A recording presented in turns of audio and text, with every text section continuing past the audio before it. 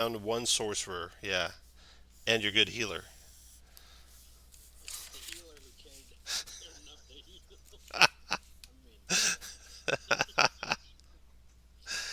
So you've returned to salvation. The Oracle of War has spoken the true words of the Draconic prophecy, and Thrain's intelligence. Oh, I'm hearing it through myself. Let me mute myself here. There we go. Okay. And Thrain's intelligence service has struck against Breland, and the orphan Sky Blue has been identified, yet her role in world events remains unclear. You have returned to the Mornland to hunt down Sol Ring Roranon, the artifact's mysterious dwarven creator.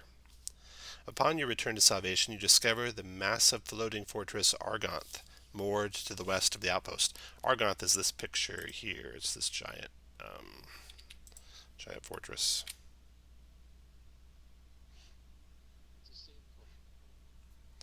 It's just an enormous floating castle, basically. It's even got a little city on the outskirts of it up there. Um, a makeshift market has sprung up in its shadow, where soldiers and salvagers rub shoulders and gather supplies and swap stories. It looks to be a wondrous place, but few outside the British military get to set foot inside the floating fortress, so you're not sure you'll get to see it. So let's do some quick intros for your characters. Eberron, go ahead.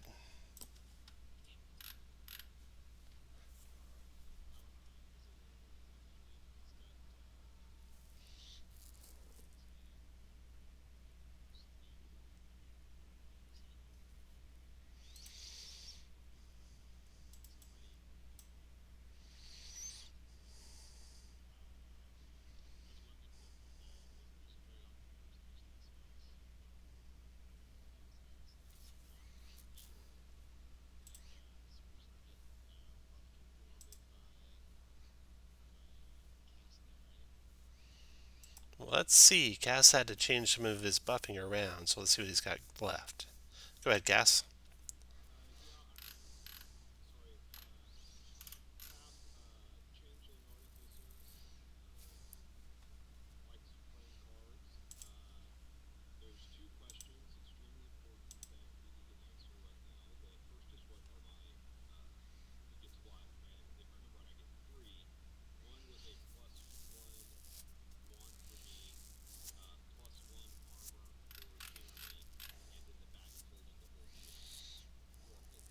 Got it. So, Alaron, your equipment, gear wise, armor wise, once the APIs start working again. Remember what armor you wear?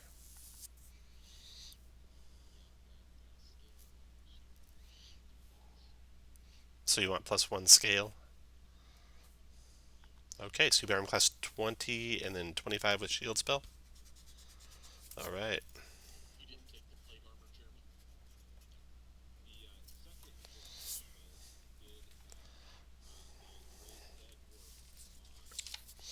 Okay, so you decided to come back to Callie's home and raise her in the Church of the Silver Flame here, thinking that'd be your best bet on getting her to return back from the Grey Beyond.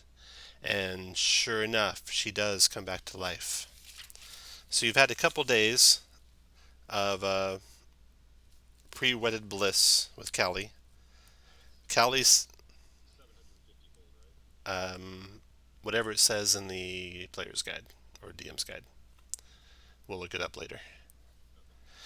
Callie sets up shop as a salvage broker. That's what she plans to do. And also she takes under her wing Sky Blue, who's here looking and quizzing soldiers and quizzing scavengers about any kind of signs of her father.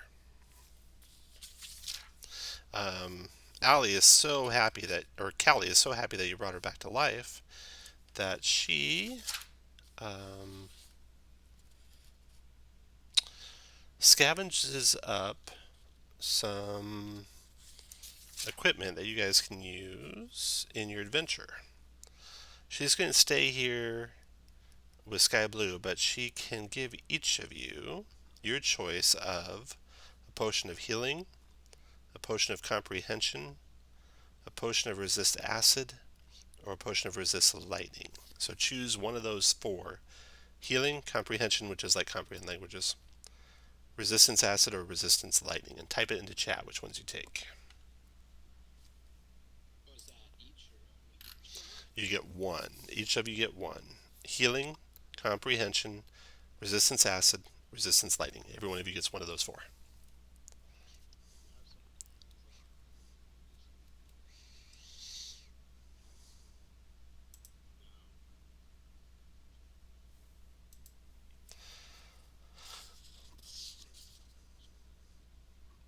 So, also going on in town, when you first arrived at the outpost, you guys were almost run over as you stepped off the lightning rail by a dwarf riding a strange contraption, a steam-powered bicycle with spinning spokes of wooden feet instead of wheels.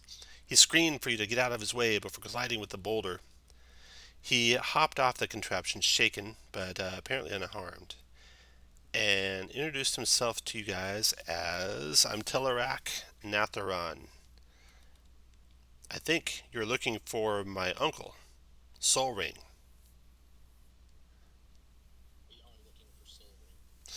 Well, he went missing in Seer 4 years ago, and we haven't seen him since.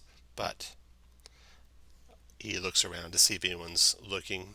He looks for your giant bag of holding that you have there, Cass. And he says before he left, he was worried about a top secret battlefield device that he'd been commissioned to make, and he was determined to clarify its output. But that meant entering the front lines of the conflict in Seer, and we haven't seen him since. I have no idea if he's dead or captured, but please, if you can, find him and bring him back if he's still alive.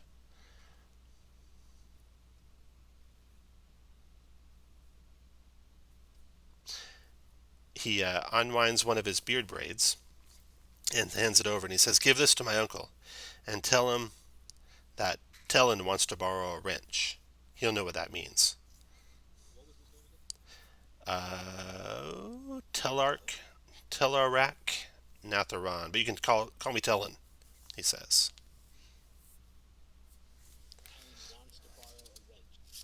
Tellin wants to borrow a wrench. Um, that was a good one. You are now a secret member. Nice.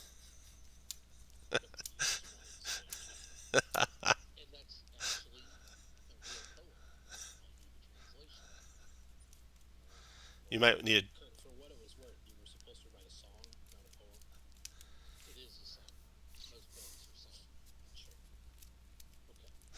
You're all secret members of the. Yeah, not all of you. A couple of you didn't write songs.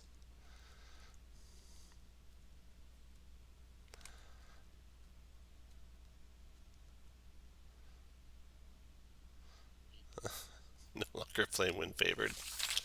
Good ending. All right. Well, you guys are carousing at the Grey Beyond. I think that's the name of the tavern. Also, that's where people go when they die, surprisingly. The salvage board there is unusually bare, much to the disappointment of the expectant work crews that are gathered nearby. Then you hear a hopeful murmur passing through the crowd as a towering warforged dressed in Breelish military attire steps into the room and approaches the board. Taking a look around, her gaze settles on you. This warforged is larger than normal, with an imposing presence. She's got polished armor. It is dented and scratched in a few places.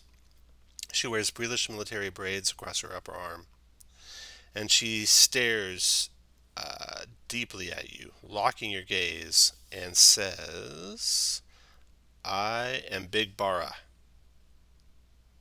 Your presence is required by Captain Elaine Iranek of Arganth." As soon as she says that, she turns to leave and starts walking out the door. All right, you guys get up quick and follow her. She takes you to the fortress. A ramp is lowered down to the ground. You guys march on up there. You're escorted under a military guard. There's a couple of guards that meet her at the top of the ramp to the captain's office. There, you enter a huge war room dominated by a brass table on which a scaled topographic map of Breland is laid out. A middle-aged soldier in dress uniform stands before a window overlooking Salvation and the gray fog bank bordering the moorland. This man is maybe in his late 40s. Um, he's got blue eyes which sparkle with confidence. He looks very determined. He's neat, close cropped. He's got a beard that shows a little bit of signs of gray, but his hair is still youthful and chestnut colored. He stands with his shoulders drawn back and his hands clasped in the small of his back. He strides forward and shakes your hands, each of you, with a firm handshake. I apologize for my abrupt summons, he says. I'm Captain Eberron, the commander of the Argonth. Thank you for joining me. He bids you all to sit. You've met Big Bara, I see. She is the head of Bara's Breakers, an elite military reconnaissance unit, and my chief scout. The Moorland is home to organized units of renegade warforged, I'm afraid, who follow their own agendas, and one of these groups has recently been raiding outposts along the border and taking captives. Bara and her breakers intervened in the latest raid, which occurred at a homestead just south of Salvation. But, despite their best efforts, several salvagers were taken captive. The Warforged raiders are coordinated, organized, and well equipped. I need you to hunt down the Warforged raiders and rescue the captives. No one knows the moorland around Salvation better than you. You've come highly recommended. Will you accept this mission? Of course. So, is this going in the same direction? Our main mission was to find this uncle of Tellerac Nathalon, right? Right. Yeah. So getting to Salvation, you kind of ran out of leads on that. You know he's somewhere out there in the moorland. So um, any reason to go out to the moorland might give you more clues. Where did his nephew say that he was last seen? Here in Salvation, no one saw him in Seer after he left. Well, upon your acceptance, Captain Irvinek produces a small wooden box. There's a compass mounted on top of it. He says, "This is a direction box. The arrow will point to a magical tracking device that Big Bara was able to attach to one of the Warforged raiders. But the range is short, so you mustn't delay. You should leave immediately. I'm afraid we can offer no further aid than this. Resources are tight at present, and my work's cut out with me for preparations of the war that's brewing with Thrain. I fear Salvation is going to be a prime target for the next Warforged raid too, so we'll stand guard here while you're gone." With that, you're escorted out of the Argonth, back into Salvation. You can make any last minute purchases before you go, and then you head off into the gray morning. We can buy a potion of greater healing, correct? Yeah, between adventures you can. Go for it. 100 gold. Alright, after you finish your last minute purchases, you head off into the Moorland. The direction box that you have, it pulses softly in your hand, its compass needle pointing directly into the fog. As you enter the mists, flashes of light sparkle in front of you, illuminating the ghostly forms of marching warforged that fade as quickly as they appear. Inside the blasted landscape of the moorland, the direction box feels like it's alive.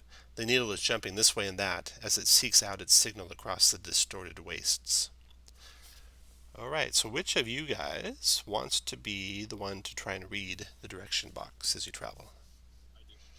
I do. If you're good at Arcana or Survival, you'll be good at. It's got I've got a plus 8 in Arcana. That's pretty good. That's pretty good. Okay. Alright. Make a intelligence Arcana check for me, please. So 13. I'm going to use my flash of inspiration. Okay. Get that a little bit better. Flash of genius, rather. You or other creature you see in 30 feet makes a check or a save, add 5 to the roll. 5 times per long rest, that's pretty nice.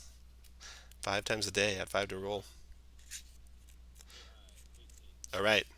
Your flash of genius guides you true through the moorland. It almost got sidetracked, but you follow the right path. You come upon a 3 foot high ridge of broken earth, which stretches in a perfectly straight line to your left and to your right. On a closer inspection, it forms one side of an octagonal patch of cleared earth that measures roughly 150 feet across. Um, Make an intelligence investigation check, Cass. 16 or 13, right? 13, okay. And is anyone else trained in investigation?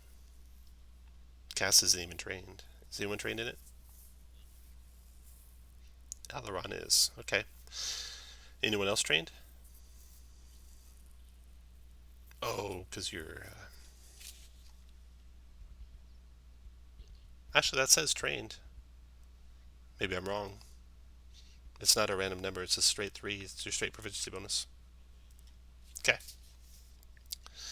Okay. You don't find anything else odd about this patch, and so you continue on. Make another um, Arcana check, please, Cass.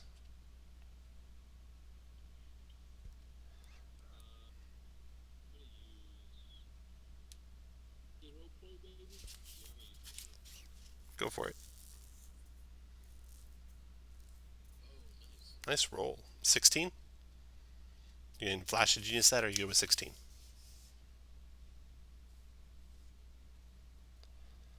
I'll flash of genius at this one. 21.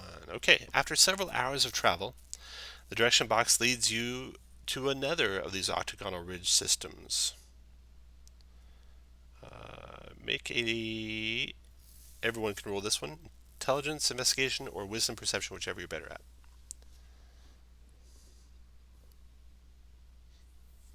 Aileron's really good at perception.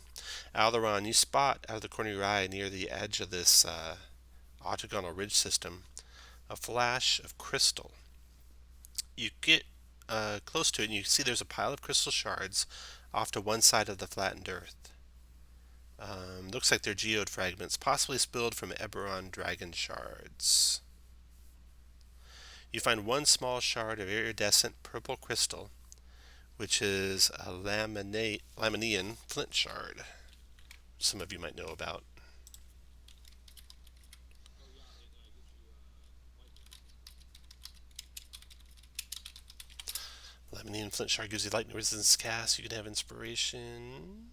There you go. So, who wants to carry that flint shard? What it will do is if you are struck by lightning, you can use your reaction. Actually, I think I have a thing here for it. There it is. When you are struck by lightning or thunder damage, you can use your reaction to give resistance to the triggering damage type until the end of the turn, and also gain 10 temporary hit points. So, And it just has to be on your person. has to be on your person. I'll grab that. Okay, Marithil, you got the flint shard on your person. Let's see, we'll use And just for meta, it's just sword. use that for it. That shattered shield. All right. Um, Nothing else around that place, so give me one more check, please. Cass.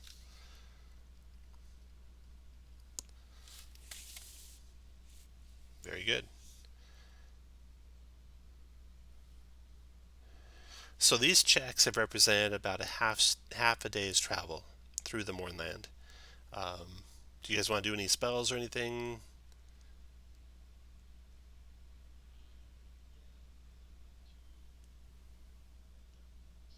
Okay.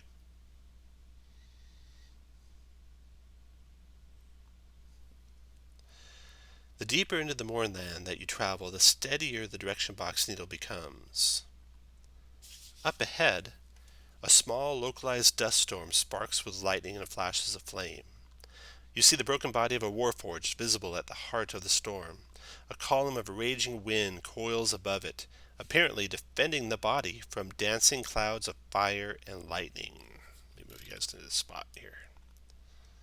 Dun, dun, dun, dun, dun.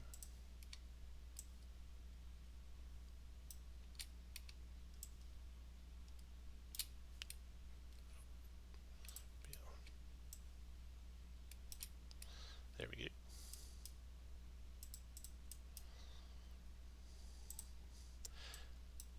So, set you guys up basically traveling from the left side of the screen to the right side of the screen,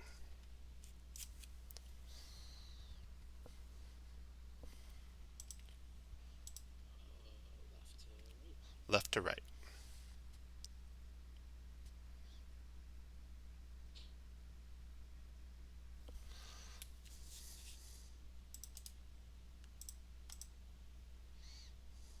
Wait, whose horse is that? Marathils, Oh, the paladin. oh, okay. That adds up. Ivan's not here, so I'll take him off. From my homeland. Yeah, that's a Valinar steed, actually. So cool that we found one. Everyone good there? Okay. All right. You see this occurring, and you can back away or engage. You see that this air elemental seems to be trying to defend the body of a warforged that's underneath it from these living spells, burning hands and lightning bolts. Oh, If you don't engage, they will fight it out themselves. If you do, roll initiative.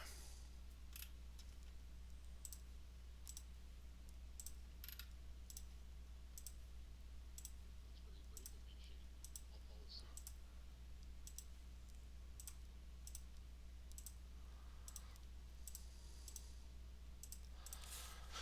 All right. First to act is Alaron. Go ahead, Alaron. Dave, you need to roll initiative. He might have. It might not be going in there. Wait, no, you rolled Untitled Chapter. Oh, Oops, wrong button. Let me try that again. there he is. 4. Wow, I want my money back. You're not last. That's the good news. Do we know anything about living spells? You do not. You would imagine they're immune to fire or lightning. Stories speak of living spells, more magical entities that form sentient fireballs and draw cloud spells that endlessly search for new victims. There you go.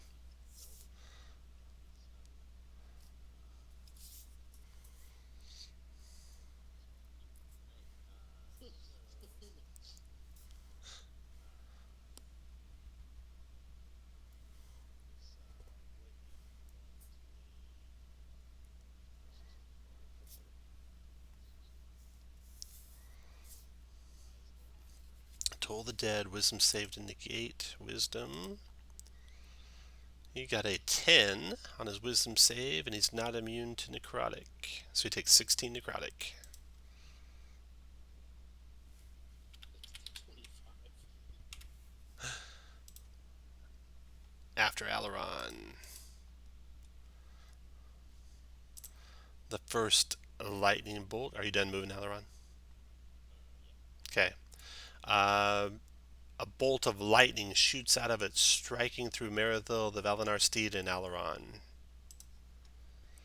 28 points of lightning damage, 15 dex save for half.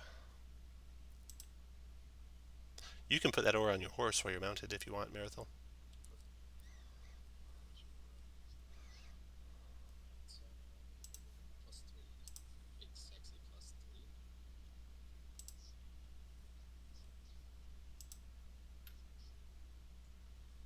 Woof.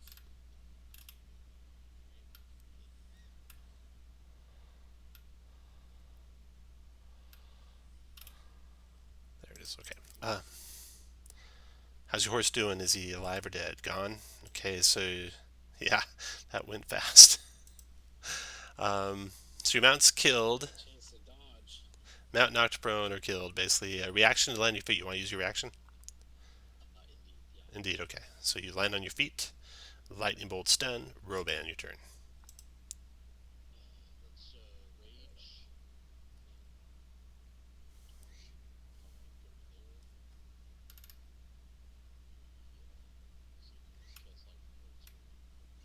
Um,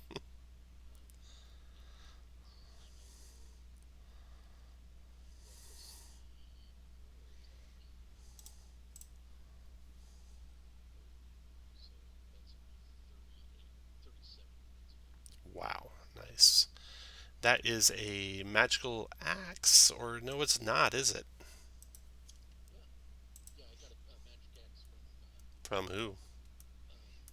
he traded. I think. I traded I think that it's I think it's for a just shield. just loaned to you, isn't it? There's no trading in Eberron. Yeah, it's just wrong. Shit. So it's not a magical axe. So you're using your regular axe. So it's one less to hit, one less damage, and they resist non-magic. So 35, 6, 37, 36 is 18. Right? Yeah. Got it. Okay. After you got another attack, Roman? Yeah,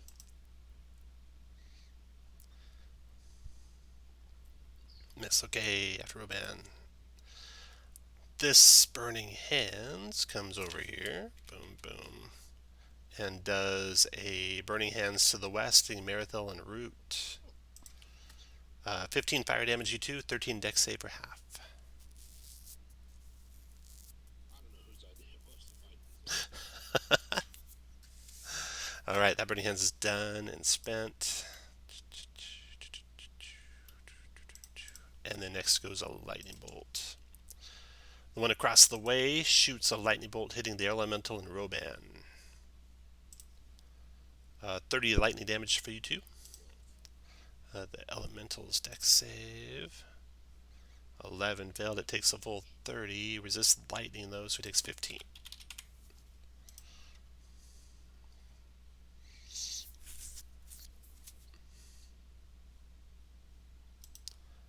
Burning Hands here.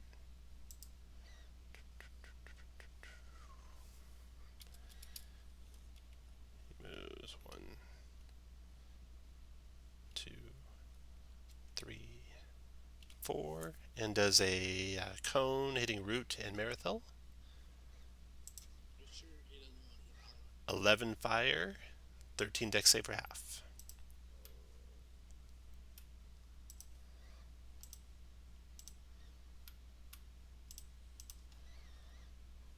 After that Burning Hands, the next Burning Hands is this guy way over here. He comes here and sprays the Elemental for 5 fire, 13 dex save for half. The Elemental does not dodge it. Takes 5 fire. Doesn't resist fire, so 5 there. Then cast your turn.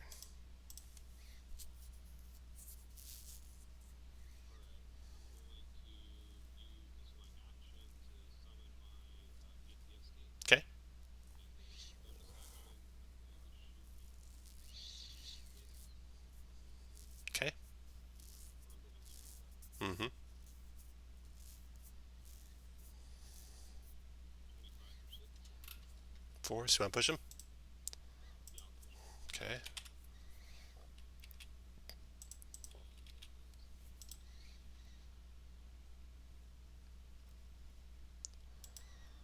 Okay, then Lightning Bolt fighting Roban.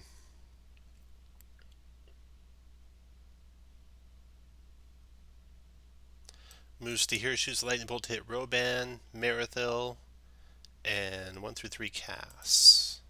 No, hits your ATST. So Roban, Marithil, and ATST taking the Light Bolt.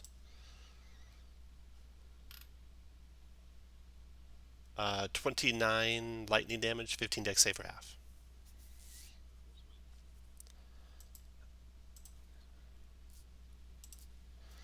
Where's my Let's see here. I think that's a treat all abilities as 10, so he's got plus 0 to save. So you just roll a straight d20 and he's a 15. So he doesn't make it. my flash of inspiration broke again?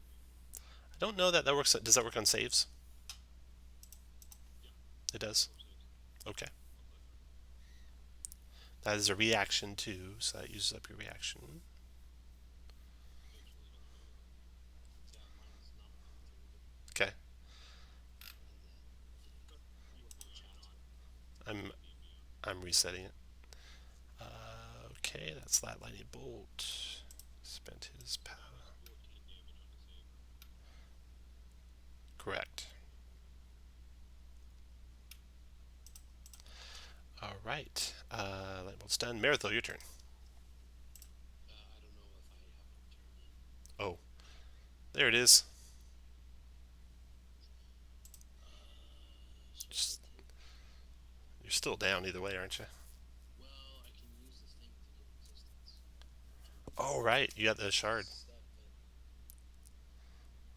And it gives you temporary hit points, too. All right, so I'll use that, which leaves me with 3 temporary hit points. There you go. I'm sure this isn't gonna matter. So,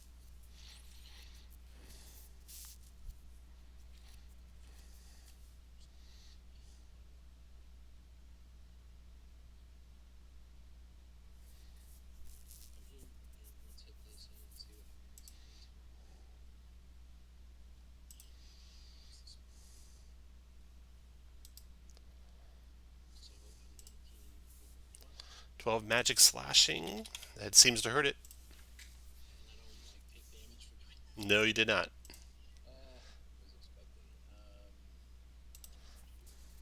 Can I use my bonus attack in between, or do I need to make both of my scimitar attacks first?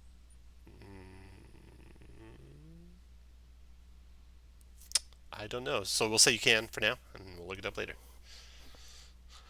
Fine with me. 8. Dropped him.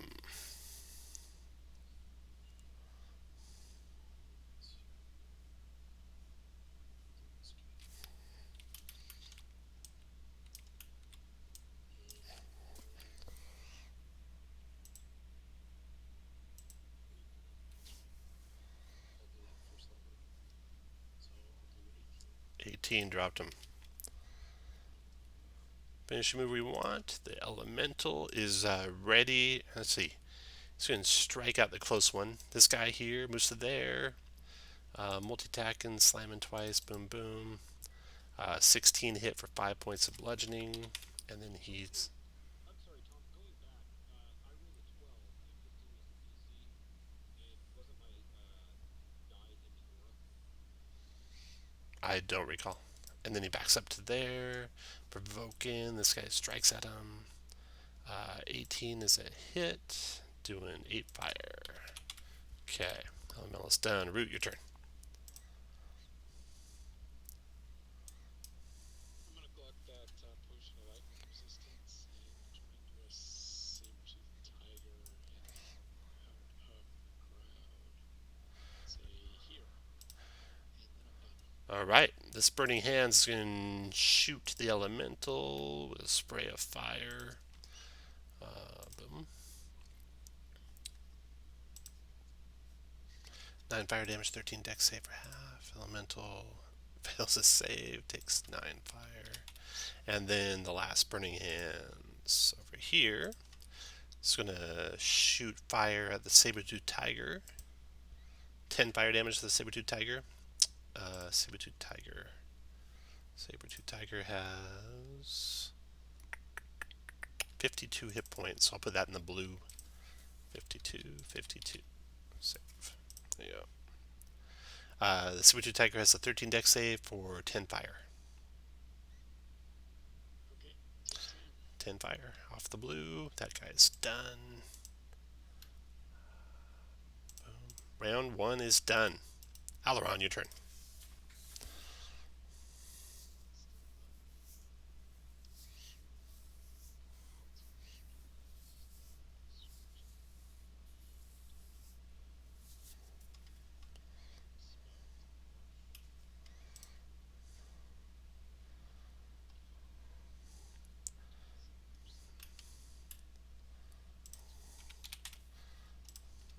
It took the full 7 fire.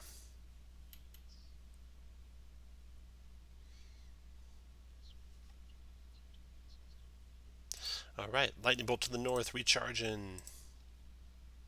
Does not.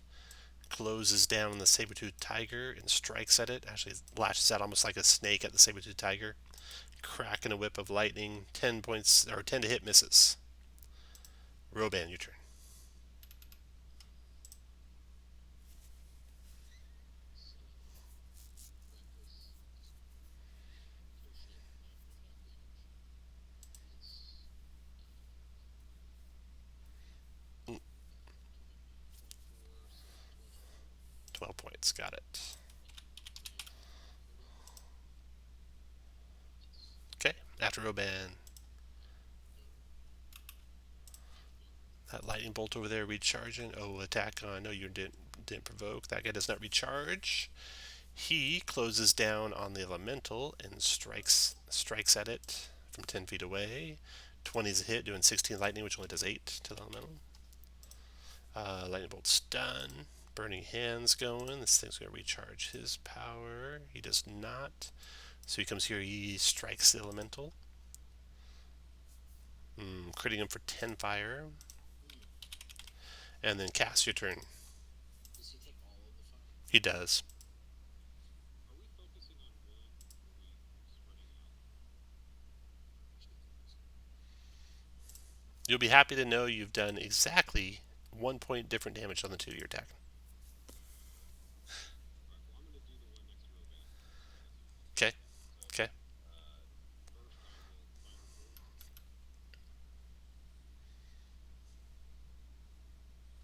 So that's 14 for 13. 14 missed. Snakes out of the way of it. Oh, snakes. Eldritch Force Blast. 23 for 7. Got it. Full damage.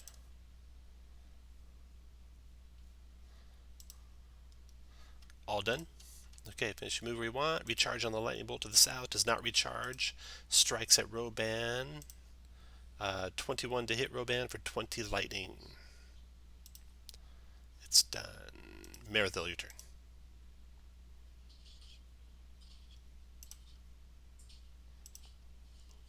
Teams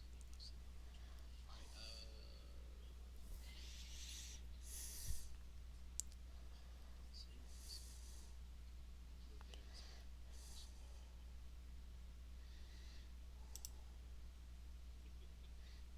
Maybe?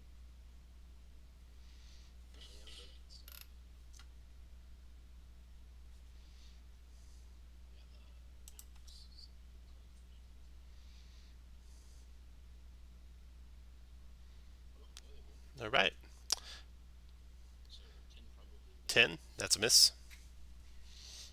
25 for 11. 11. Okay.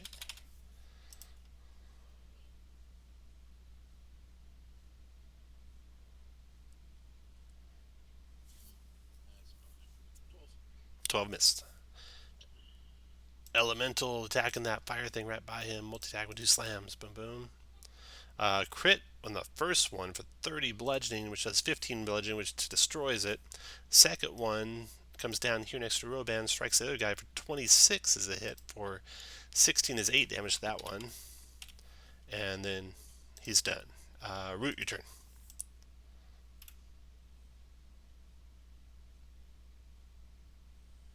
Okay, following our policy of dividing.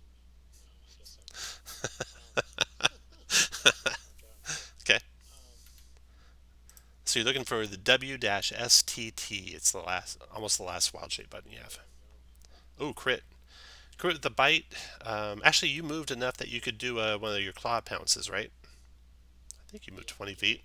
So 23 is a hit, doing 11 points of regular slashing damage. Are you magic weapons yet at your level?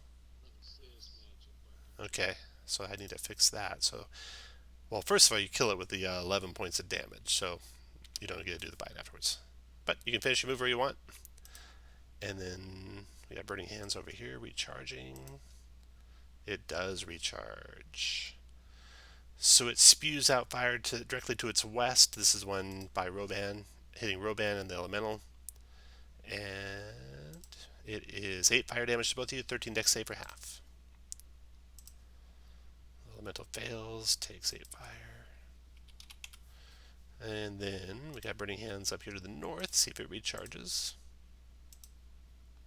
Does not. It moves up here on the saber-toothed tiger and strikes at it, critting the tiger for 12 fire. It's done. Round's over. Aileron, your turn.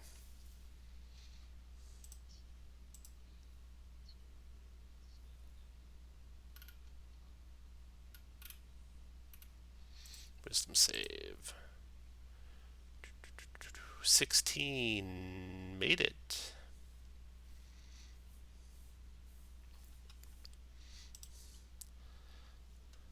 Lightning bolt to the north, recharging. Oh, it recharged. It's going to shoot lightning to hit the saber-tooth tiger and Merithil. 26 lightning damage, 15 dex save for half. Made it.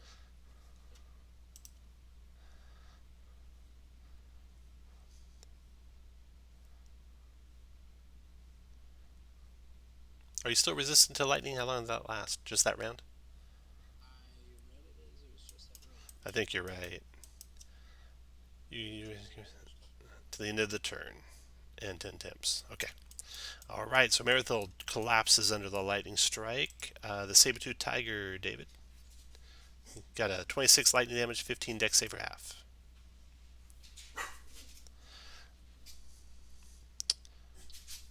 You made it. Unless your tiger is less dexterous than you are. Let's see if he is or not. Your tiger dexterity is -1. Unfortunately, so the tiger only got a 14 on his dex save. Flash of genius. Flash of genius. Okay. Tiger made a save. Nice.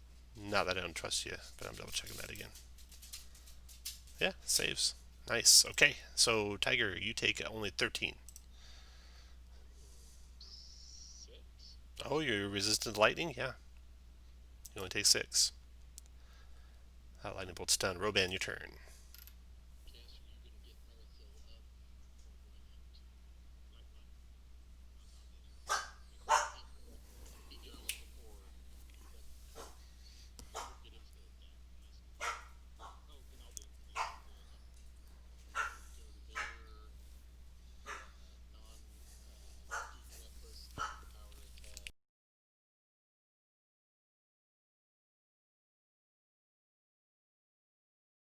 Dropped it.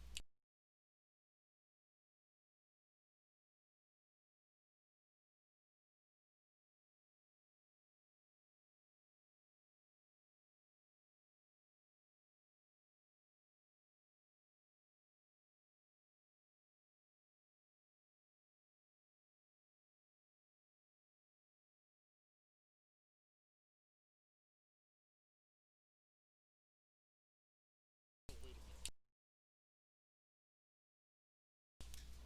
27 or 13. Got it.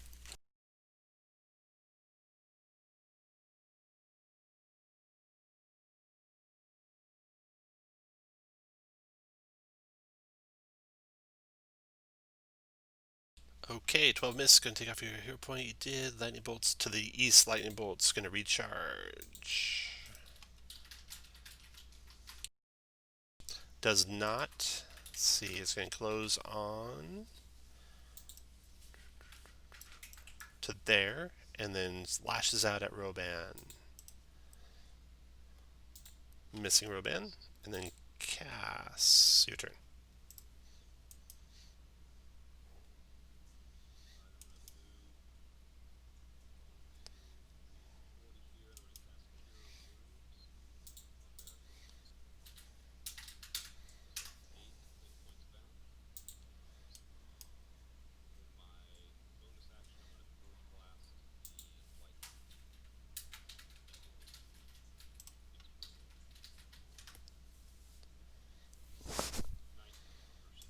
Ooh, nice shot. 16 force destroys it.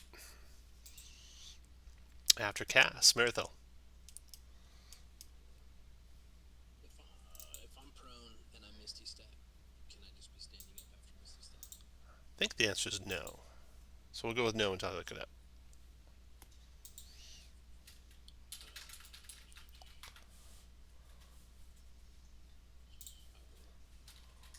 will stand, Misty Step, and then come up here. I believe you're raging, correct? He is. And that gives me the It advantages. does.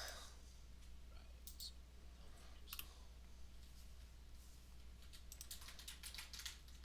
And do you just want me to roll an extra for that, or Oh yeah, yeah. Just roll. We'll take the first. If you do it twice, we'll take the first one, or you could just roll a regular d20 and see if you get a crit. so looks like a 20 and a 10. 10, still standing.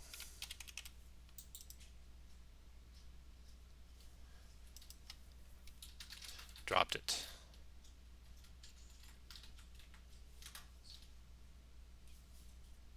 Let's move and roll again. Got it. Okay, Air Elemental's going to come and try and help you guys. Multi-attack and slam slam. Hit for 18, missed. 18 does 9 to it. And then Root, you turn. Okay,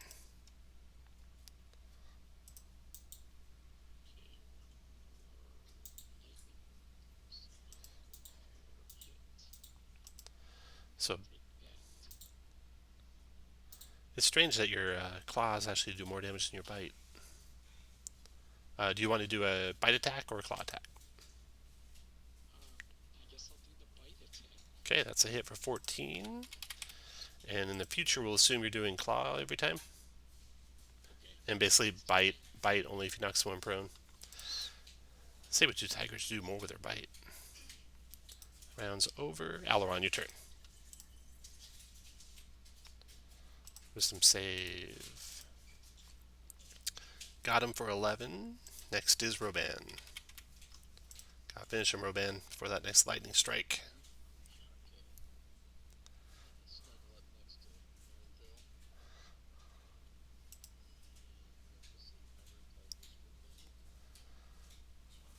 Marinthil was within 14 for 7. Miss. 18, hit. 20 for 13. Nice. Not quite. Alright, here comes the recharge roll. It recharges. It will shoot lightning, hitting the tiger and Cass. Ew. 33 lightning damage, 15 dex save for half. Use my inspiration. Okay, Nice. Cass made it. Half of 33 Cass. Ring for a reroll here. I don't think the ring is in your animal form, unfortunately. No. Okay. Well, then I want to then. Okay, So 33, 33, 16. 16. Yep. Okay, lightning bolt's 10 Cass, your turn. I'm going to cast Firebolt again. Think this will hit.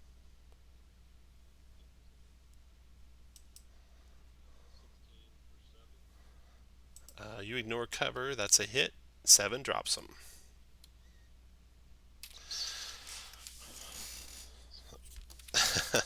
Okay, as it goes down, the elemental hovers back over the body of the Warforged. And the Warforged hands and feet you can see have been removed. And you know that kind of makes you sick to your stomach, Roban, because Warforged have a thing about being disassembled. Its hands and its feet's been removed, and a large cog has been riveted into its forehead, killing it outright. You see the tracking device that you've been following on the body. The ground nearby shows the same octagonal indentation that you found previously in two different locations.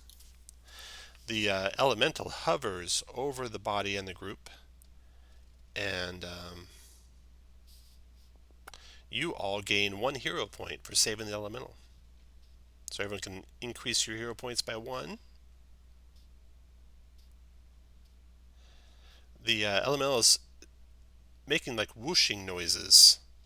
Any of you speak Auran or Primordial Or having closely comprehend languages. or that? Jeremy has closely comprehend languages.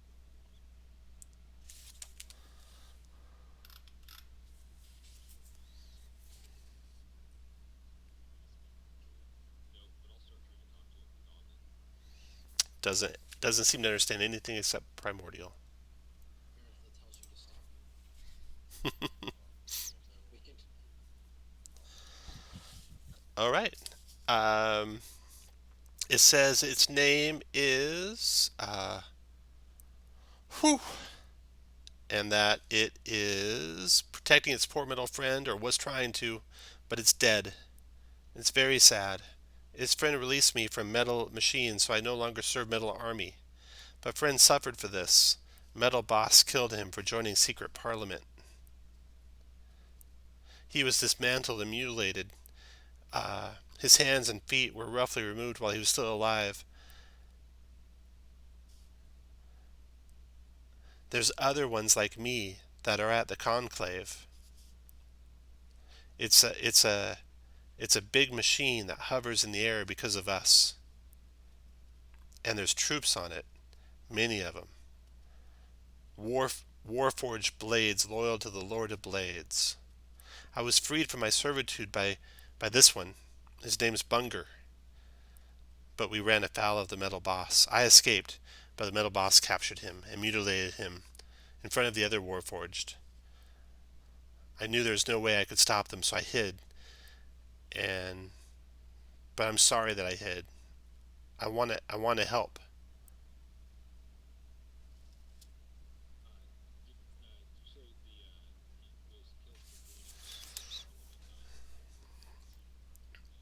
Is that Yeah. Yes. I don't understand that. Um, he says I want to help. When you say talk to him, he doesn't seem to understand you. But he's still saying he wants to help, and I can show you where the conclave is. Follow me. And he starts heading off into the Mournland. Is the conclave the same thing as the secret parliament? You don't know? We'll find out. Can you ask him? No, Oh, none of you speak Orin. oh, that's right. Orin. Just looking at the. Maybe we can wait for a second. Let me take a short rest. I was gonna hit everyone with a fireball. Go for it. Yeah, he goes off a ways, turns and waits for you to join him. So he just is kind of hovering out there in the distance. Short rest.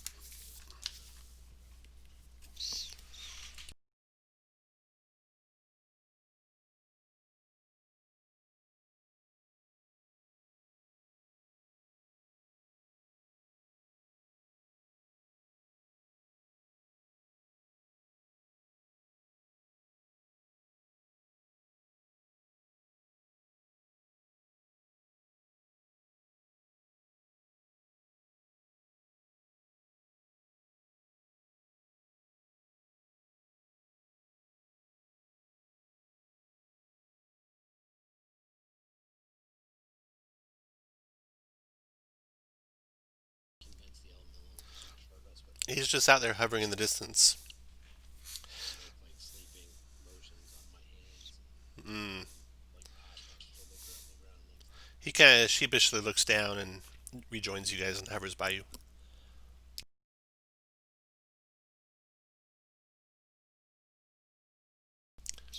That's a good question. You're the druid. so Why don't you tell us?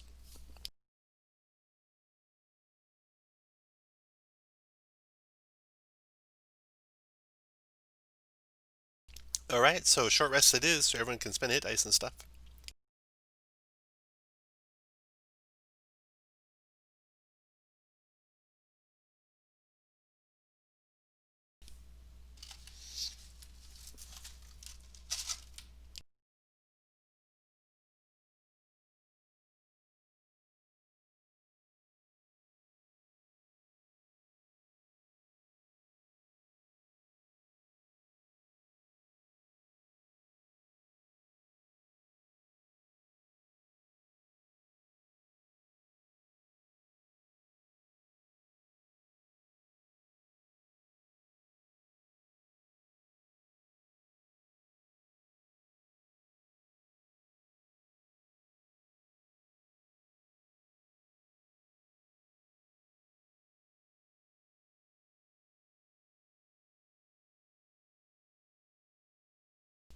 Yep.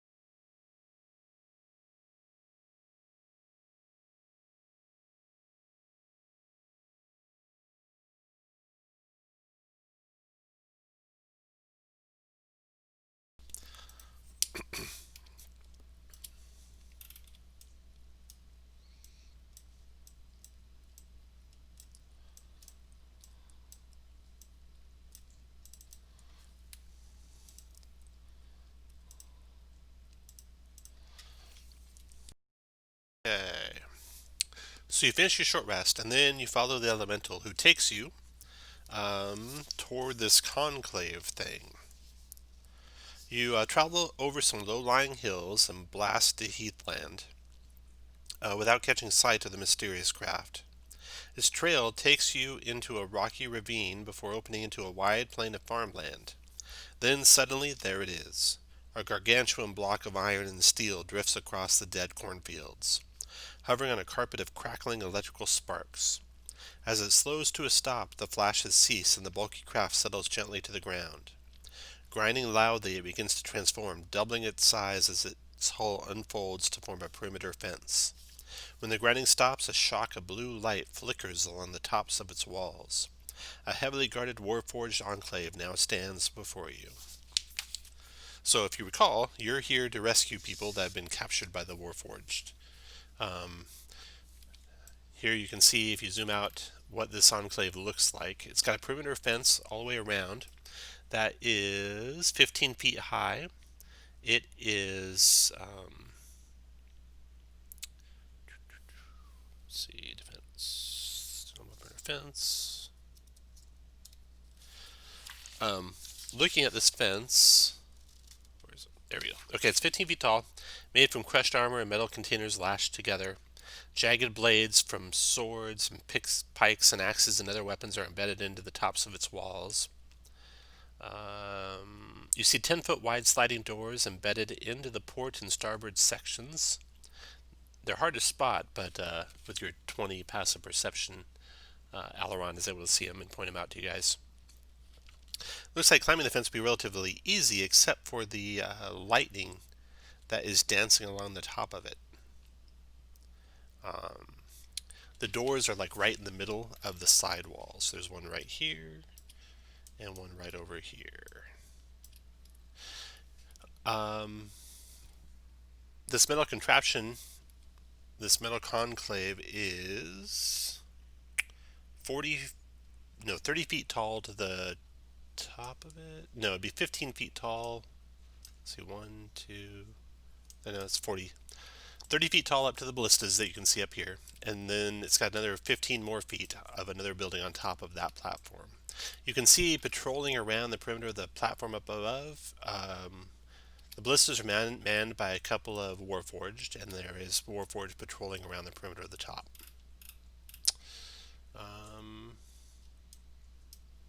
So what do you guys want to do? You can kind of just, from a place of safety, watch and see what happens for a while, or do something else. Just let me know.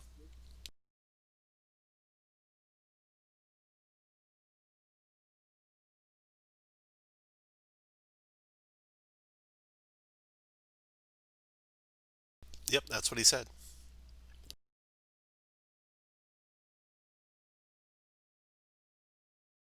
Yep.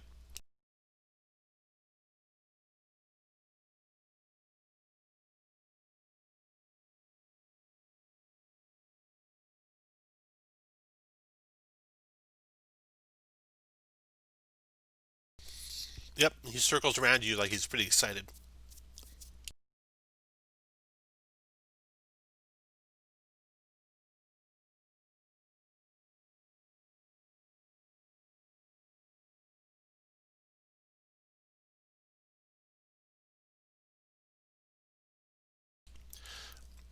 Um, they're probably restrained somewhere and could be inside shards, like dragon shards or something like that.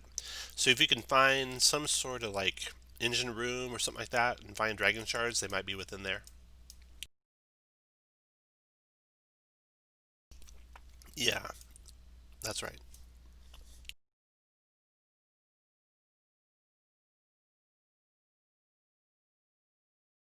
So do you guys want to just reconnoiter for a little bit and see what goes on?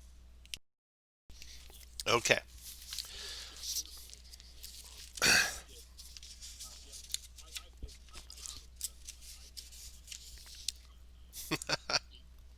So you used all the charges? Yep. You can only do it for 10 minutes total outside of the Oh, session. you can. Oh, okay. I thought it was double check. I forgot. I thought when you read the adventure, you would have known that. Well, he missed that part of Artificer School. All the planar conjunction stuff. No, my system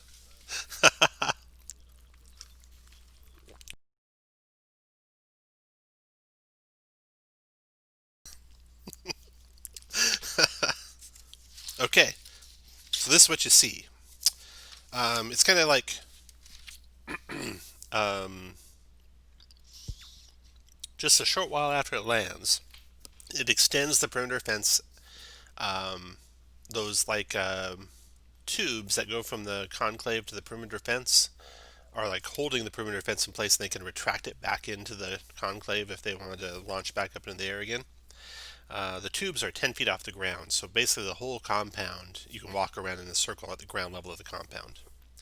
As you're watching, the side doors open up right here.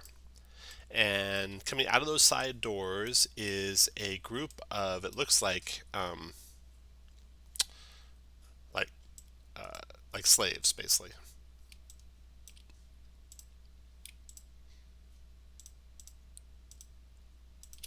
And they're a motley assortment So Tom, of, this door right here, is that on the second floor? yeah, so let's see, there's no windows from 0 to 15 feet. From 15 to 30 feet, there are side windows along this side over here, three sets, and this side here, three sets. And there's also some windows here, 15 to 30 feet. And then 30 to 45 feet is on top of, this is like 30 feet right here. So 30 to 45 is how this building is, and it's got windows. All the silver things are windows. There are doors into it as well. You can see a door here and a door here, and doors back here. So the silver things like this are windows, and these are doors. And that's 30 feet above the ground up to there.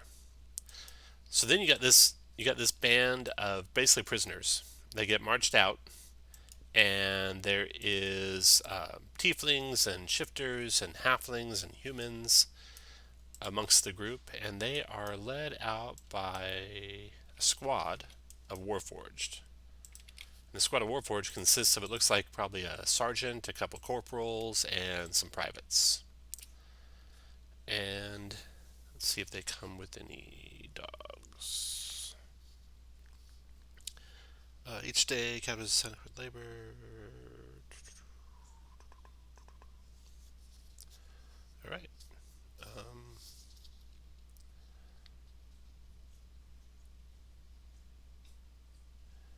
One infantry unit takes an iron defender and escorts the hard labor. Okay, so there's one dog as well. So this group of all these guys comes out this door, and you can hear it bolted behind them, so it's definitely locked on the ground level right there. Then they open up these doors through the fence, and it's bolted shut behind them again by a warforged that then goes back into the main building. And then head off into the Mournland, and each of the slaves or prisoners are carrying big baskets. Looks like they're going to try and salvage stuff and carry it back. Or ambush these guys. You could ambush them, yeah. You could wait till they're a ways away from the conclave and ambush them. I say we do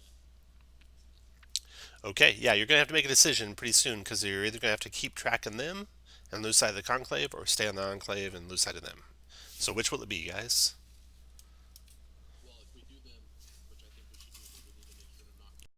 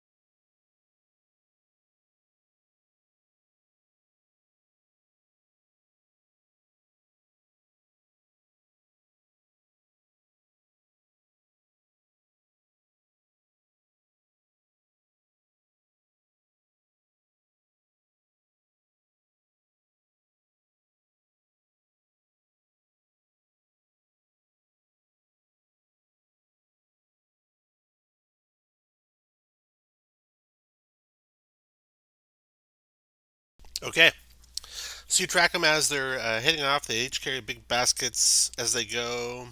Um, they pick up any scraps they find on the ground and put them in the baskets.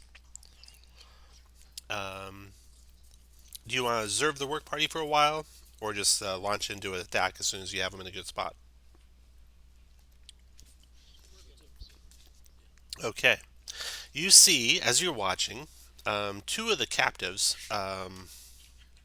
this guy, Larten, and Ralnon,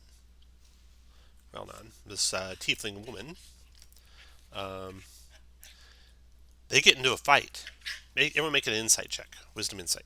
I'm good at that. Yeah, you are. Wow, you guys are sucking it. Wisdom insight, please. Alaron got it. Aileron. There we go. Oh, 30 is pretty good. You guys are like, oh my god, they're fighting. Oh my god, they're fighting. Aileron's like, wait, they're staging it. It's a mock fight. And indeed, you can see all the Warforged gathering around those two. And a third prisoner, the Changeling, or the Shifter, goes slowly starts backing away from the group and then bolts as soon as he's a little distance away. So, you guys can launch your attack right then or let that play out. How you want to do it? No, we Launch. All right. let's capture Yeah. the changeling and see what's going on. Okay. No, we're no, yeah. Let's. Well, We can always come back to this. Let's just go grab that changeling real quick. we have the advantage by attacking fast versus. and the fizzle usually comes when you finish it quickly. All right. So, we got this guy here. We're just going to use the same battlefield. Military one. This is a cool like cloudy map over it. Yeah. Those guys are there. These two are fighting. These ones are here and here and here. And he's running for it. You guys happen to be right over in the corner up here. So you can be like anywhere within 5 by 5 area in that corner up there, or 6 by 6 area in the corner. So put you guys anywhere you want to be up in that corner 6 by 6 area.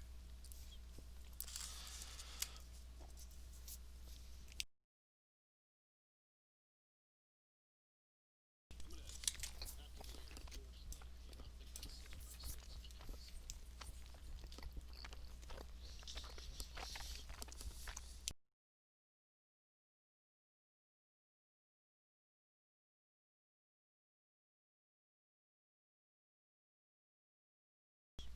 Okay. Okay, you guys gonna launch into an attack on the guards now? Yes. I Okay. thought we were gonna catch the guy running away. Let's go after the guards and then like get whistle at them, like say, hey, come back. Now we're doing it.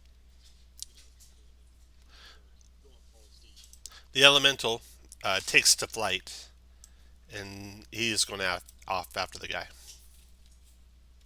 So he'll be able to keep up with him. You know that elementals are really fast. Just just hug him. Okay. Roll initiative, everyone. That's fine. Oops. That's wrong. Oh hello. Roll by 20. Roll for fourth. Let's split initiative. Root, you're first.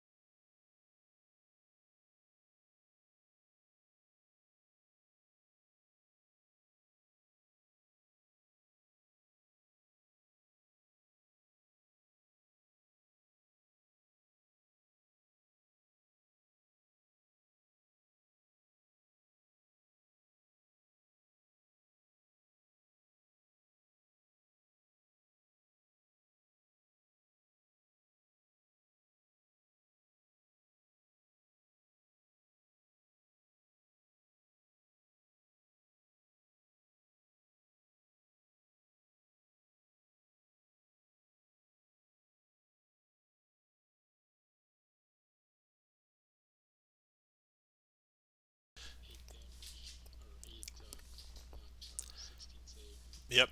He failed to save. He took 8 cold and then disadvantage next attack. And your turn, Roban.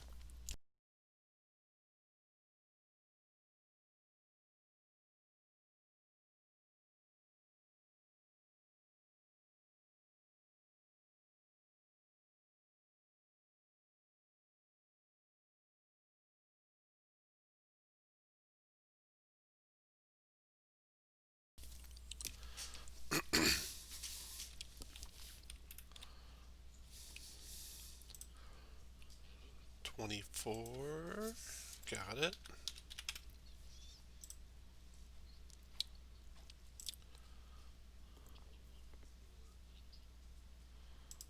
21 for 19. Got it. All right. The first soldier here. One, two, three, four, five, six. Hurls a javelin at Roban. Missing him. Corporal's turn. Right by Roban turns. Multi-attacking with a long sword. Disadvantage on the first one, but straight up because you're reckless. It's a 24 to hit for 11 points of slashing, Roban. And then he swings again. This is with advantage. That's a miss. Cool. Yep. Yeah, that worked out. Your turn, Marathon. I'm gonna use my action to ruin the sled. Hop on it. All right.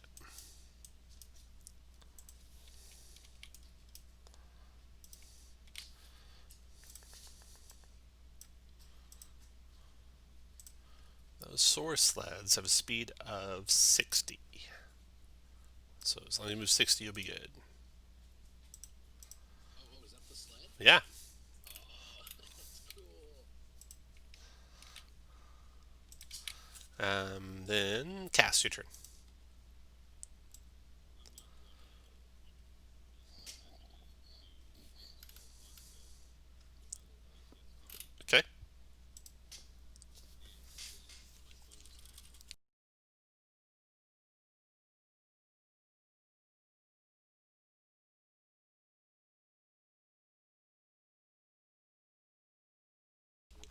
Nice shot. Killed him. That's one not taken prisoner. Finish your move where you want, and then Aileron, your turn.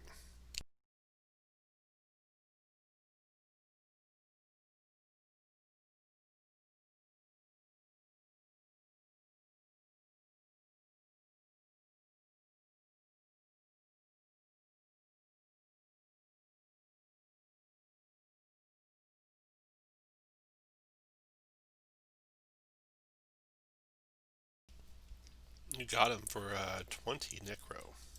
Until my ATS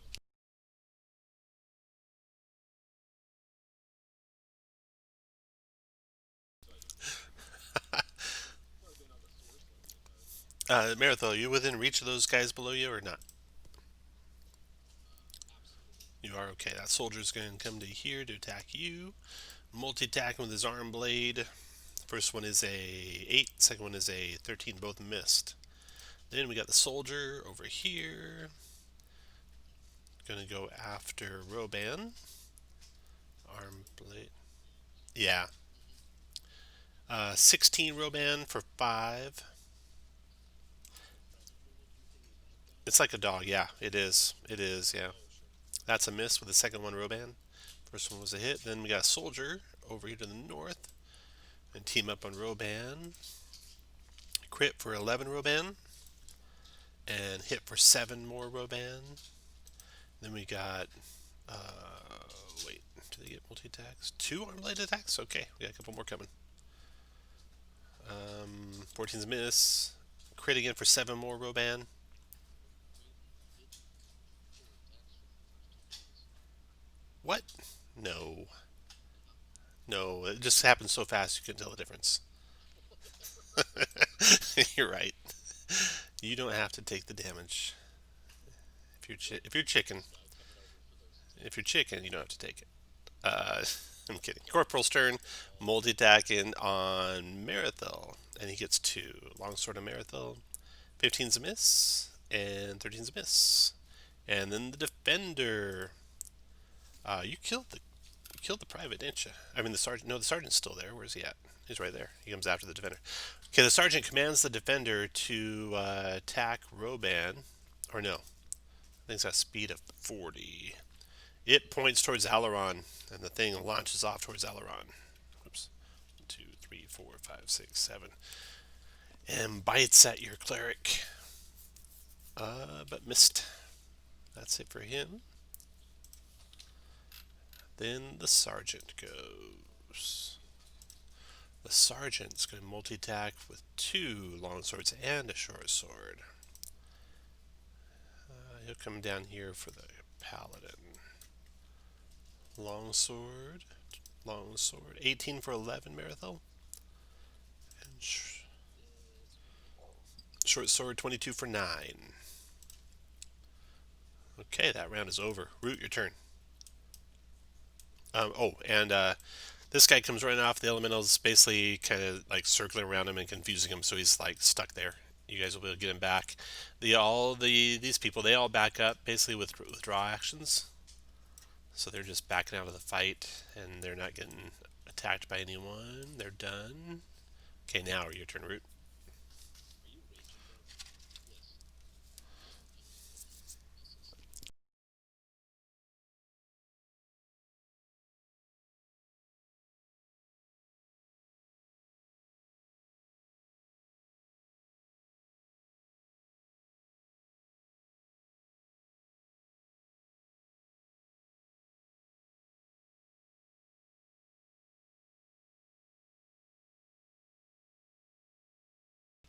All right, so that is a 16 dex save for half for these two. One succeeded and one failed. So the corporal takes the full 22 bludgeoning. And that's difficult terrain in there, so I'll draw that in for us. And then we got 11 bludgeoning on the sergeant. And difficult terrain, map, draw shape, brown.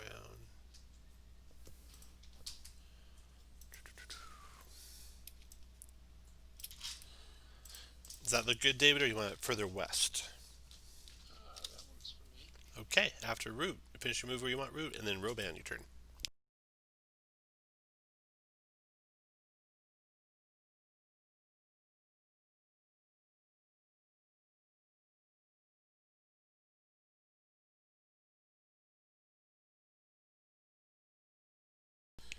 Looks about similar to scale armor and shields.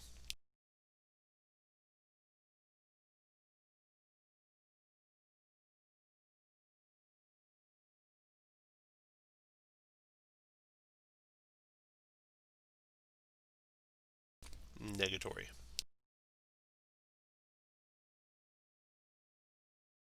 Nope, that hit. 18 damage to him. Except, let me just double check one thing real quick.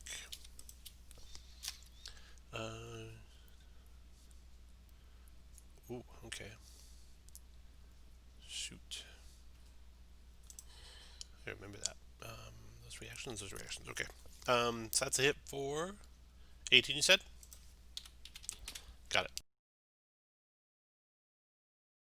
All right. This soldier closes here on you, Roban, and he will arm blade attack you. 17 hit for 8 and 21 hit for 7.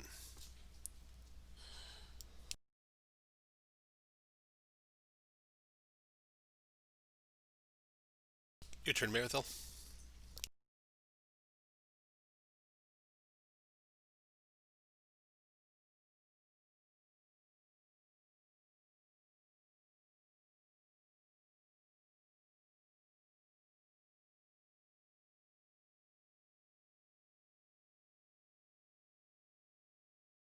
Your turn, Cass.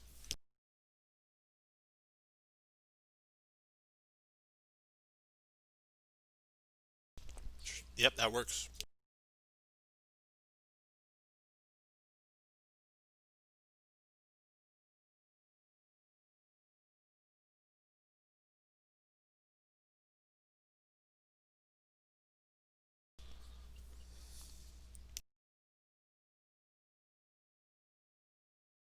That killed him.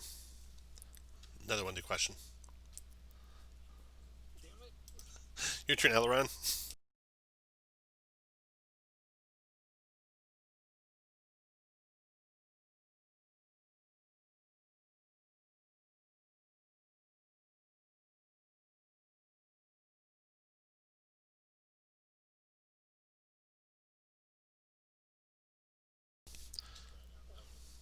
right.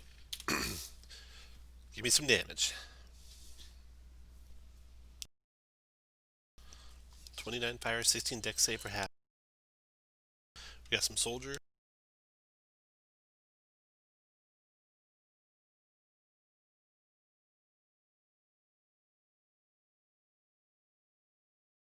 We got a dog.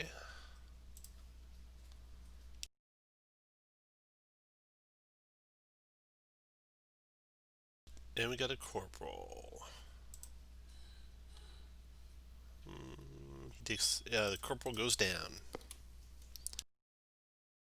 Anything else on the run?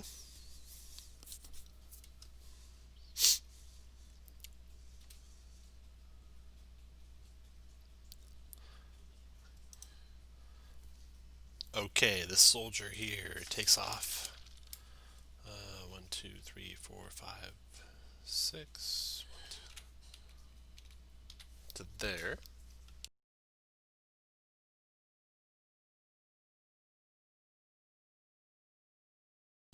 Soldier south of Roban is attacking him with Iron Blade twice. 23 for 8. Then the defender's trying to attack Aileron with a bite. 24. You want to shield that Aileron? Yep. Okay, you block that attack from the defender, then the sergeant's turn.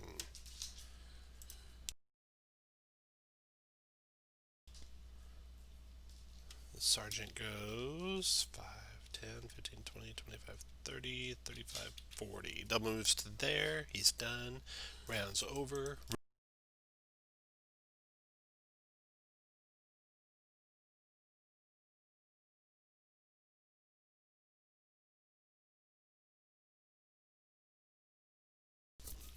Cool.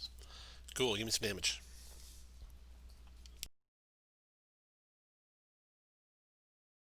Boom. Two more to question. They're knocked into oblivion. After move after you, Roban, your turn.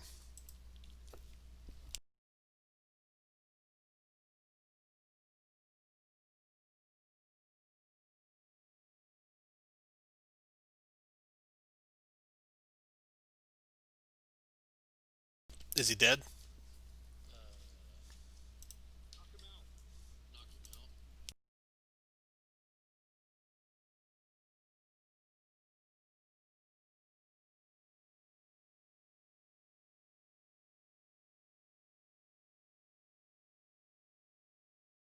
out. I didn't say it fast enough because mine was muted, but he does a protect action to give you disadvantage, so it's a 15 to hit, which is a miss.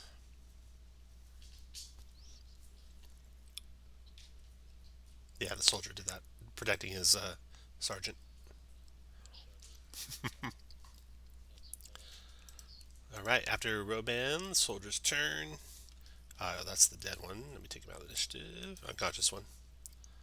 Marathon, your turn. Come down here just because it's cool. Hover right over this guy's head and aim at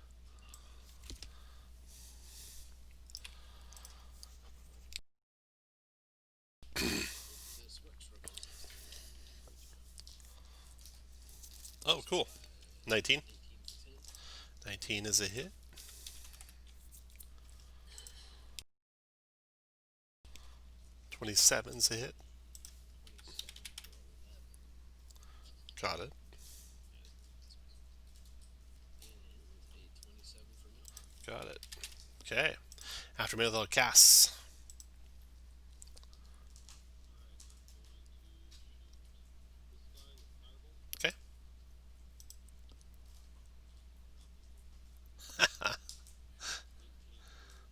20. 20. That was pretty non lethal. Then I'm going to Eldritch Force Blast him and caution my little guy gently. 22 to hit. The little guy killed him. Dang it. I'm sure Gas, Aileron. Well, at least I listen to professional art, Josh. What's that? I said at least I listen to your plan. Hey, I've tried. I have no control over this guy. I'm gonna try my best. All right. The soldier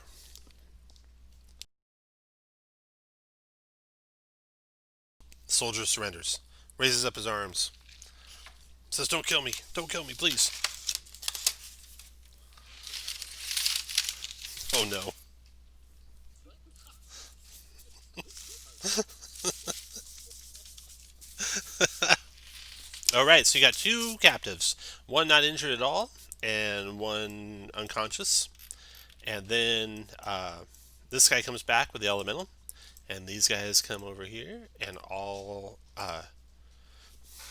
give you hugs and thank you, and ask you where you came from and who you're with and what you're doing, and tell you their names. And we'll take a quick break, and then we'll go over what they tell you. So break until let's do let's see 30 after. So break till 40 after.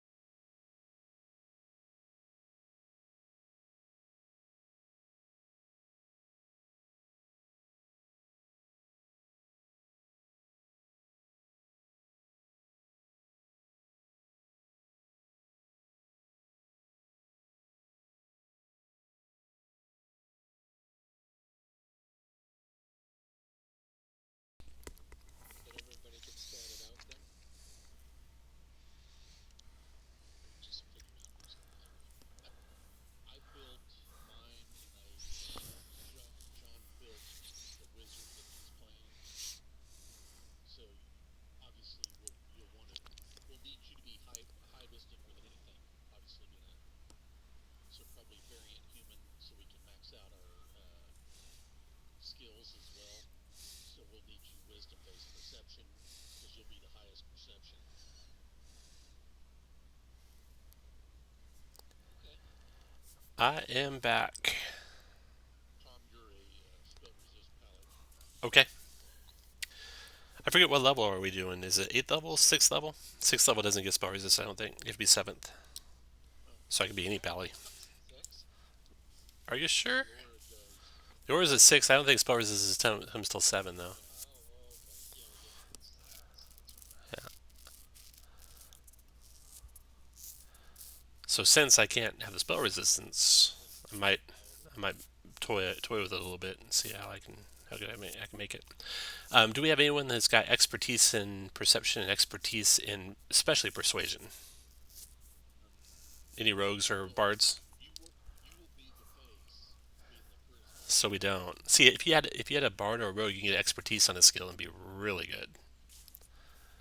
That's one thing to think about if we're really going to go for persuasion. Anyway, let's get back to the adventure and think about that later. So, you guys have two captives. You have the prisoners, who are led by one Breitenbach Diorien. He takes the lead as the spokesperson for the prisoners, and he thanks you for saving them. He tells you that he is a House Orient heir, and that he used to pilot the lightning rail between Sharn and Rote until, well, he lost his job. But anyway, he was taken from Salvation, or a place south of Salvation, by the Warforged. And he introduces the rest of the captives. There's Bunty Grimsmold, who is a halfling seamstress. She is looking pretty bad, pretty haggard. Like she won't last very many more days of this hard labor. And yeah, I'll ask if they can have any rations. If you guys have any rations, and they wolf them down. So he introduced Bunty. Then he introduces Krantz. Krantz is an old guy, um, elderly human. He's pretty frail looking. Um, he probably won't last too much longer, like Bunty. Then you got Larton, who is a human salvager. He is a displaced Syrian farmer. He's in his 50s, but he's pretty hardy. Looks like he's going to survive for a little while more. Then you got Ralnon, a tiefling salvager, and she um, says there's some prisoners back at the conclave. We got to get out. Um, right, everyone. There's Jury in there, and oh, what's that one's name? And Brayton says, yeah, Jurian and Dabrin are back at the conclave. They, for some reason, treat them better. Um, I think they're spellcasters or artificers or something like that. So I don't know why, but they don't make them work like they make us work. Then he introduces, last but not least, Tormund, who's trying to flee the shifter. Um, he says, I would have got away if it wasn't for you guys, but I guess you're not going to keep us here, are you? He says, you're not going to keep. We're free to go, right? Tormund says to you guys. We're free. Where was he going? What was the reason he wanted to get out? Oh, I was just trying to make a run for it. See if I can get out of here. That fight seemed contrived. Yeah, It was yeah, obviously planned. yeah. Yeah, but it's more than you just getting out of here because It they was would. when it was planned. Yeah. Well, I'm just the only one that can run for it. Everyone else is a little too slow, and they agreed they'd help me out. And you know that Dabrin and Jurian that are back in the conclave, they're being taken to Razor Crag, is what I heard. That's where the Lord of Blades enclave is. That's why they're not being forced to work like we are. Why are they being taken down? It's kind of unusual. I don't know. They're spellcasters and artificers. Maybe the Lord of Blades wants them for something. Do we think he's telling the truth, Tom? You do. Okay. You just think all of them are telling the truth. I know I do, What but maybe what some what of the smarter people don't. what are y'all gonna do to make sure that you all stay together? Well, You told me you weren't gonna make it very far. we're gonna stay together. You have some food we can take with us. Absolutely. We could hole up here in like a old ruined building somewhere that we could find, and you can get us on the way back out. That would be smart, and then we'll Yeah. come back and collect you and head back to Salvation together. Okay. You're gonna need help getting in there, though, right? Well, if you can, I don't know if you can like masquerade yourselves as us or something, and maybe as some warforged or something. But we usually often we get back kind of late at night, and it's already getting dark. So maybe with under the cover of dark, you can get in there. Okay. I changed to look like one of them. Oh, We'll say I look like right Dr. Ryan. that works perfect. Yeah. And then they describe the knock that the warforged give to get into the building. But you can definitely take the garb and tunics and stuff that the warforged had on them to kind of disguise yourselves as them, and maybe you can walk right through the front doors that way. They say Sergeant as well, since I am a Warforged. mhm.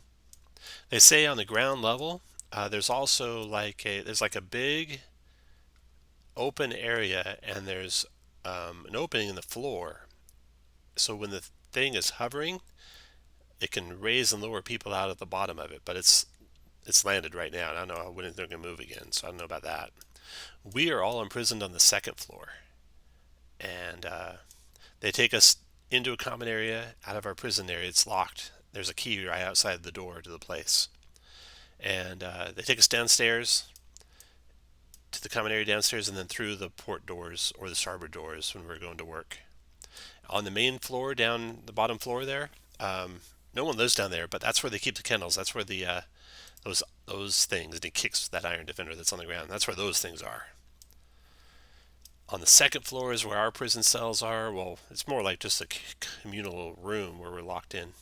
There are some prison cells because there's some sort of disturbance going on with the Warforged. Quite often, the commander will like be torturing them and giving some speeches to the other ones about how to stay in line and stuff. So I know about that. But anyway, there's a prison room right next to our room on the second floor, and then there's a work room where like the second command or maybe like the ship navigator or something. He's kind of a shorter Warforged. His name's Clock.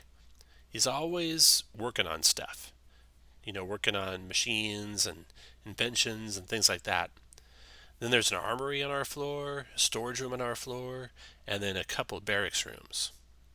And then there's stairs that go up to the war room. That's on the top level.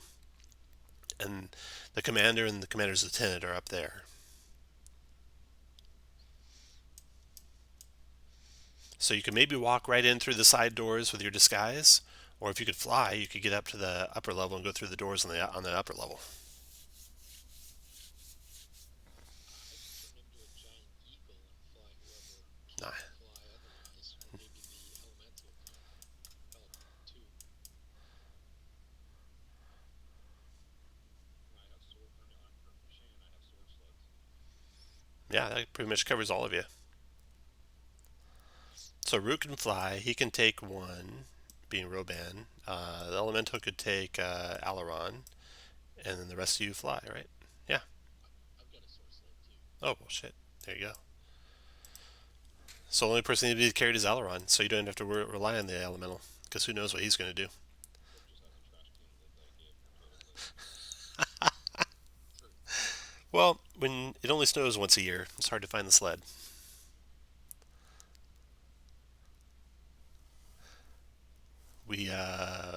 So you want to wait till nightfall and try and fly up to the top, or try and walk through the front doors?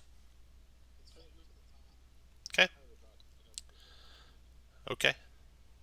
All right. The prisoners are going to hunker down and wait for you in a ruined building that you guys find nearby. They don't have anything to give you to help. I mean, they're basically in rags, so they have nothing they can offer. Do the guards have any additional info?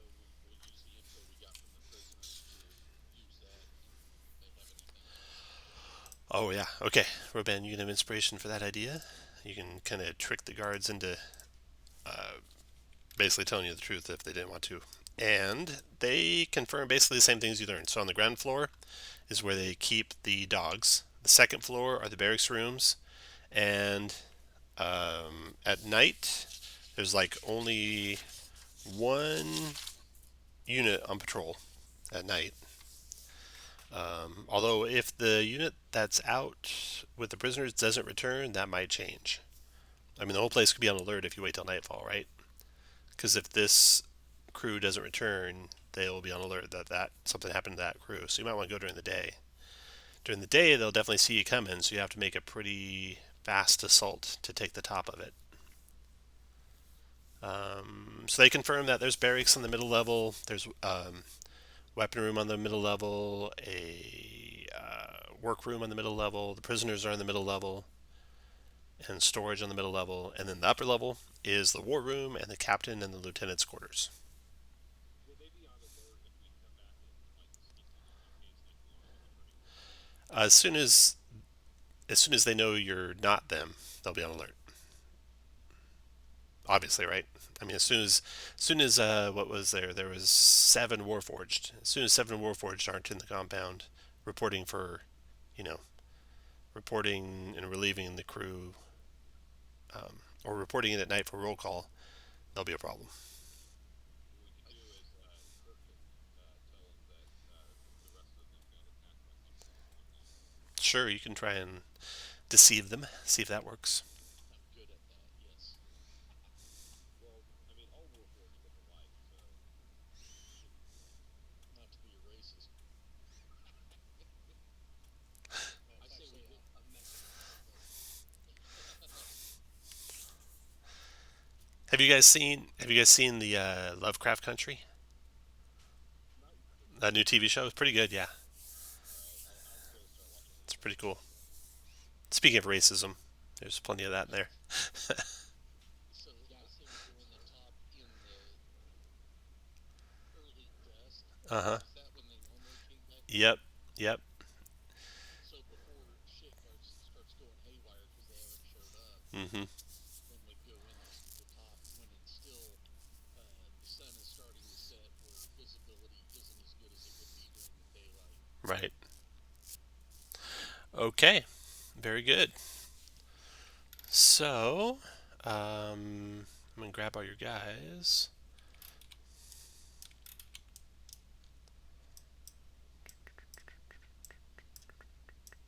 Your elemental. This will be at least an hour later. You can take your second and last short rest if you want, or you can try and save it for later. No, I'm gonna take it. Okay, everyone. I can make mine. You can't. You all have to take it or not take it. I mean, How far are you down, Kurt? Well, yeah, I'm down just 30 or 26. I'll give you my potion of healing that I got from the Unsullied. I'll tell you that it tastes better than a regular potion of healing because it's made with blood. I'll The take gags mine. will leave you. What if they'll top off with 13 red? I wouldn't even top him off. I would top me off. But he's pretty close. My stats are still well. My armor's 29, so Go 30. Let's go 7. okay. Okay. Um, so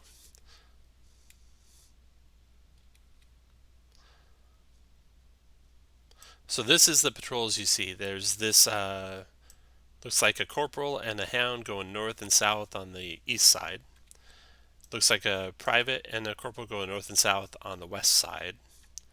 The sergeant and a private going east and west on the south side, and then 2 guys manning ballista on the northwest and the southeast corners. So you can come from any direction. Which way do you want to attack from?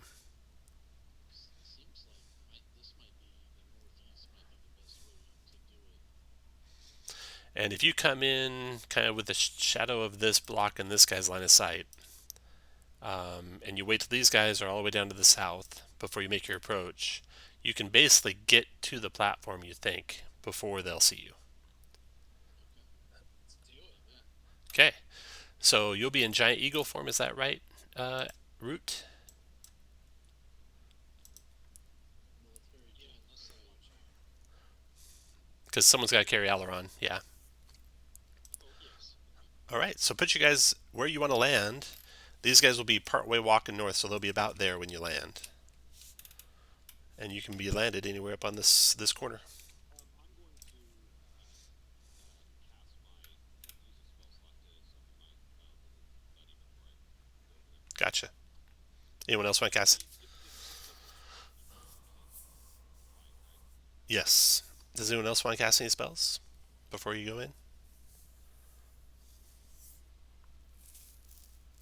And we're just on this first level. We're not up on this second level. Right, yeah. You're on 30 feet above the ground, so you can basically look through the windows when you land and see what's through these windows. There's a door right around the corner right here. And this patrol's basically, as soon as you swoop up over the edge, they're right there. And you drop off Eberron, so Eberron, you're free. You're not on the Eagle anymore. And the elemental's swooping in behind you. Whoa. I like how you're doing this, Boo. All right. So everyone roll initiative, please.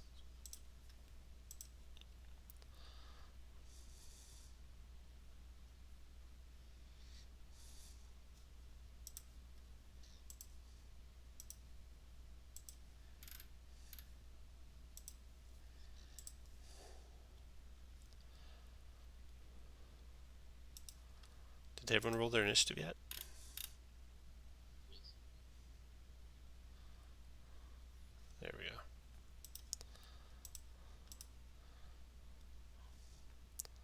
All right. The elemental gets excited, and the frenzy goes swooping right past you guys onto those two. Whirlwind on those guys. 17 bludgeoning damage to the first guy. It's a influng 20 feet, random and prone, 3 strength save and not thrown nor prone. So strength save for him. He makes it. Strength save for the dog. He fails it. The dog is thrown a random direction. That's D8. so easy. It's a 5. 1, 2, 3, 4, 5. 1, 2, 3, 4. 20 feet. The dog's thrown there, knocked prone. Takes 17 bludgeoning damage. And not thrown. If strike object, take d6 for each 10 feet thrown. Okay, then this guy, he takes 17 bludgeoning, strength save half, so 16 is 8. He takes 8 damage. And their elemental is done. Roban, your turn. Go there. With this counterattack, I am not going to rage. Okay. Does a 9 hit Tom? No. So does a 10 hit? No. The defender gets back up to its feet. He did not. And comes charging forward at the elemental, bites at the elemental, snaps its jaws in the air, does 2 points of piercing damage to the elemental, and tries to grapple it, but the thing's going to grapple, I'm pretty sure. Yep. Okay. That's it for the defender. Eberron, your turn.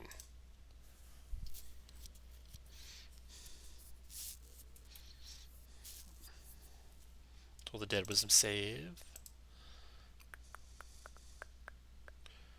15 does not make it. 21 damage. The defender dies. Nice. Corporal's turn. He's like being buffeted around by the wind. He's got Roban smashing the wall beside him. He's going to do 1 through 3 attack Roban. Attacking the elemental with his multi-attack and longsword. Hit and hit. No allies are adjacent. Not magic, so it does 4 and 5, 9 points damage to the elemental. Then, Corporal's done. Marithel, your turn.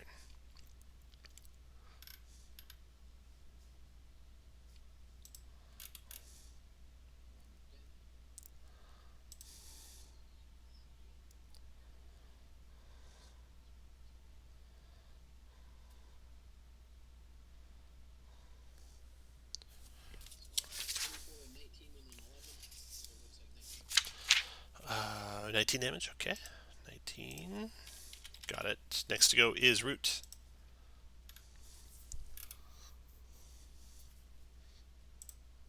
I guess we're all ganging up on this poor guy. Just flying over his head. Yep. Okay. Talons, 22. 22 for 7 slashing. Got it. Then the soldier manning the ballista. It can't crank around that far. So he calls out for help and starts charging forward to the north. 1, 2, 3, 4, 5, 6. I really don't think you saw what happened. So He gets to there with a double move. Cast your turn. Firebolt on the warforged 28. Okay. 27 for 16. 16. Still standing. Eldritch Blast. Crit for 16. Obliterated him. very smart. No, I wasn't going to go for the crit there. After cast, that round's over. All right, so uh, your initial assault just obliterated the ones there. You got one coming to the north. He yelled out for more to the west, so these two are joining the fight this round. Let me add their initiatives. The two around the corner, basically, and sort that. Okay, through the windows of this thing, through the windows, Aileron, straight west of you, that little protrusion, you see a chair. And let me see here.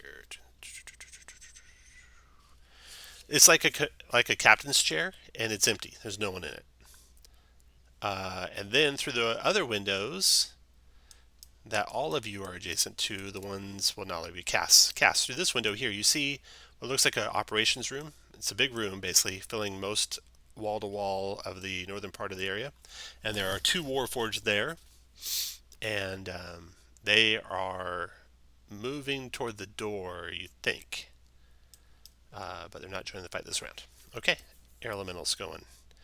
It is going to try to recharge its whirlwind. Does not. So it flies around to here and attacks this guy. Multi-attack and slam. Hit for 25 points of damage. And then Roban, your turn. Reckless lead power attack.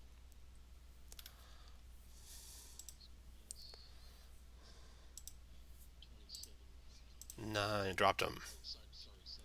7, dropped him. Finish your move where you want. You hear more coming around the corner. Aileron, your turn.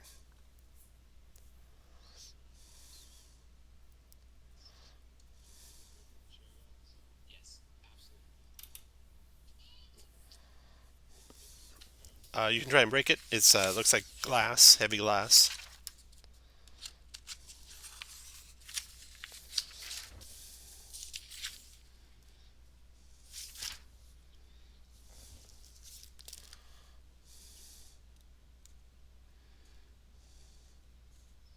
Are you gonna attack the chair? He's attacking the glass to try and break through. Oh, okay. Okay, 11 glances off of it, does no damage to it. And after Aileron, Merithil. Scrap. No one's on.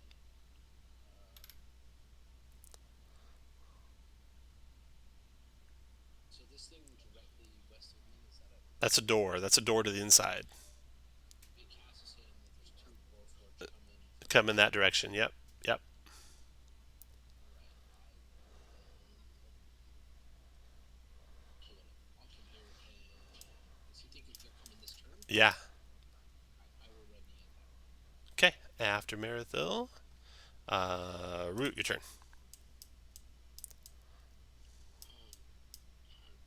Are there more on the roof that are active? None on the roof. There's these two coming.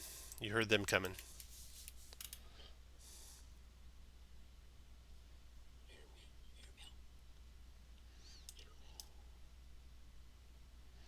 Come on, drop the rest off.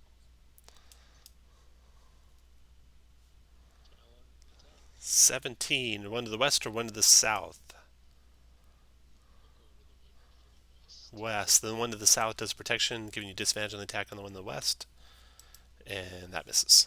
And then Soldier's turn. He then attacks you with his arm blade twice, hitting the eagle both times for a total of 13 points damage. The giant eagle. What's the giant eagle hit points? You have 26 hit points. So in blue, put 26 and 26. And then subtract the damage you just took. And then Sergeant's turn. He's going to attack the eagle. Multi-attacking, longsword. Eagles armor class 13, so that's a hit for 4. I think you're still Eagle form, right? Yep. That's a miss, and then a short sword attack is a hit for 9. That's going to drop you, right? Not quite. What did I take? 13 and 9? Took 13 and 9, yeah. So 22. Nice, okay. After the sergeant, Cass, your turn. I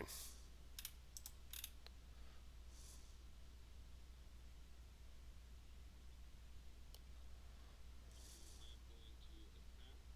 So I'm gonna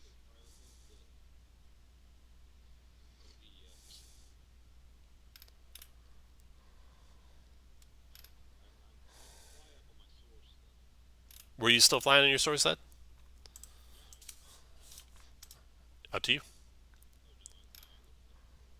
no, no, I wouldn't let. No, not till I kill the sergeant. Since my little guy is tiny, he can be on the source sled with me, right? Yeah, he can be on you. Okay, so I'm gonna fly up and I am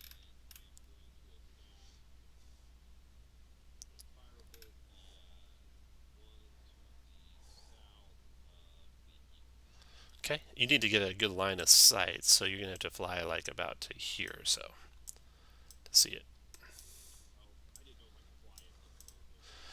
You'd have to be pretty high up because it's a 15-foot high building, so that's a real steep angle. Yeah, Okay, yeah, yeah, that's fine. I'll fly over. actually, be a little bit more about there. Firebolt.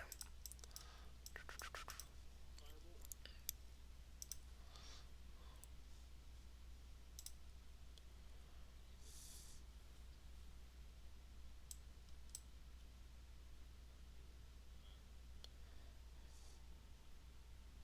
a 12.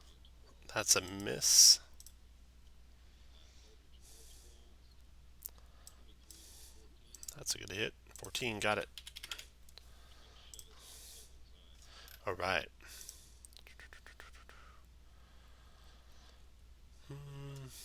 Dex save. He holds on. You're actually at an angle where you push him there, and therefore he gets a dex save and holds on. And then after Cass is Air Elemental's turn. Oh no, end of the round. Okay, so that door opens up Marathil, and let me roll their initiatives. If they beat you, they also are ready to initiative and initiative. Okay, so you can see the contents of that room on the part of the map that I'm about to reveal. Give me just a second here.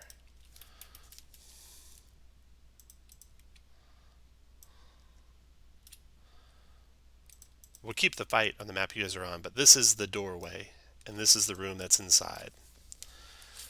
So that room that's inside, and those two Warforged are by the door. I'll move them in a second here. The room that's inside. It's got ornate brass-framed floor-to-ceiling windows encircling the operation room. A map of Seer is laid over an iron desk, covered with markers of different colors. The two Warforged. So this guy opens the door, and this guy's here, and actually here. There we go. So I'll copy those two and move them over.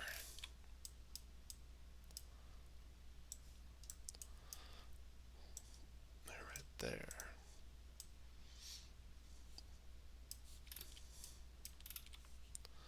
That door opens, and he has higher initiative than you, so you both get a ready to action to attack each other. So he will attack Marathil with his ready actions goes first. So he needs shield bash you, Marathil, to try and knock you down. He missed you though. Your turn, Marathil. Hold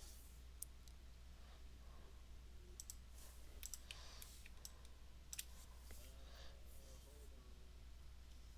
Nah, I'll keep him away. Okay. So everyone missed everyone. Then we add them to initiative. They're all in there. And sort the order. And round 1. Air Elemental. Yeah. He comes to there and attacks. Recharging his thing. Go through me. Does. Slam, slam. Doesn't go through you. Hit 2 times for 33 bludgeoning. That's a good friend to have. This thing that he hit twice is a Warforged. Tall and imposing, cruel and unforgiving looking. Got weapons in his hands. He is heavily scarred and dented with several repair jobs visible. And the one behind him is lean and polished and attentive, straight-backed and of military bearing. Reminds you of Captain Elaine Irenek of the Argonth that you just met. Very professional soldier, it looks like. Okay, so the elemental bashes that cruel-looking one, and then next to go is Roban. He doesn't talk to you guys, so sorry. Roban, go ahead. Oh wait, these guys are in the corner are joining the fight too. Then add them to the initiative. Elemental went. Roban, go ahead. Well, I'm still on the source line. I didn't get hit, so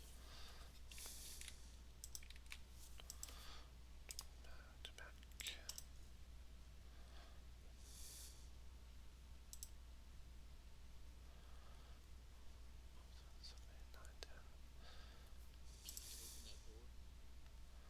door? There's no doors anywhere. There's a window right there. Yeah. Okay. So I can go to there. Marathil's in the doorway right there. See. So Marathil's in the doorway. There's a window right there that you could bash your way through. It doesn't look into the same room though, unfortunately. Right. That's why I went into there. Okay. Get there. Okay. Attack the one recklessly. Enraged. I'm going to rage him and then recklessly power attack. Go for it. So that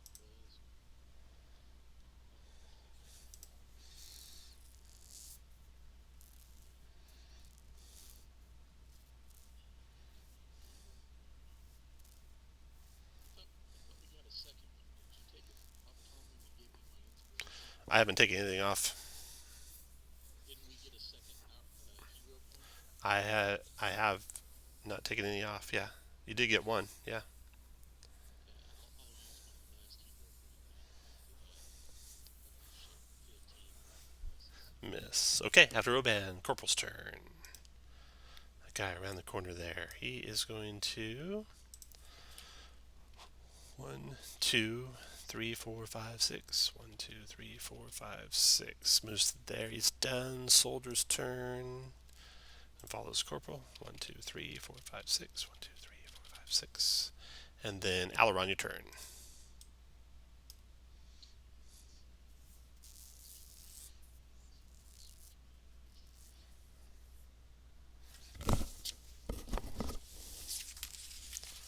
Okay, 14 missed.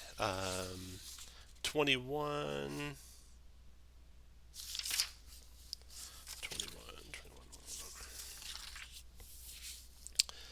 Alright, Windows.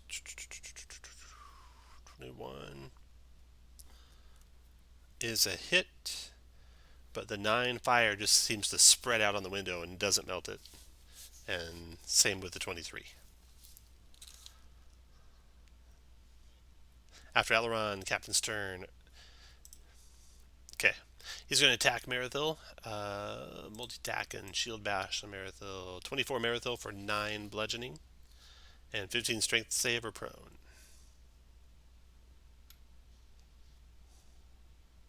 I'll add my hero point to that. That does not include your aura already. Oh, it does not. Does not. No, it does not. But you said it was a strength check, right? Not a save. It's a strength save. Oh, a strength save. Oh, okay then. Okay, and then he'll shield bash you. So you took 9 with the first one. Shield bash again, 10 for this one. Another 15 strength save. And then shield bash you one more time. That's a miss. He's done. Triple shield bash. Yeah, multi attack, and I think 3 melee attacks. Your turn, Marathil.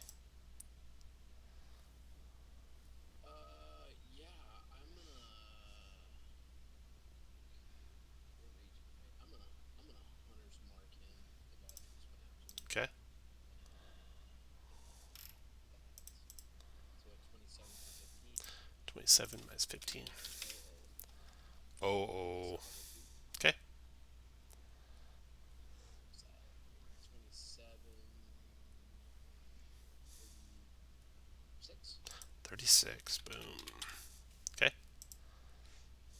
That's the stuff I can do. After Marathil, Root, your turn. About to turn back into a health with one more hit, so I'm gonna disengage, Okay. fly back to my friends, turn back into my now full health. Okay, the lieutenant here is going to go ahead and multi. Should have been more damage for shame. He crit, right? And did a second level smite. Mm-hmm. Oh, right. I forgot to add the It's plus 50. 50. It's 50. 50. Okay, got it. Multi attack in. Short sword times 3 on Marathil. First one. 25 for 6, plus he'll sneak attack for another 10 more, so 16. And then short sword, miss, and short sword, 21 for 6 more, Marathil. For 9. And then take some damage off the leader. And then Lieutenant. How is it? I'm going to use a hero point on this save. It's not H, but it is hero. I think that's what I needed. Okay. Lieutenant's done. Then we got a soldier going. Soldier's coming from the other side, I think. Soldier. There he is. Okay. 1, 2, 3, 4, 5, 6. 1, 2, 3, 4, 5, 6. And then Sergeant's turn. 2, 3, 4, 5, 6. 1, 2, 3, 4, 5, 6. And then Cass, your turn. I am going to Scorching Ray, use my Scorching Ray advance on these two, or on this one right here. Okay. Fire away. Fire away.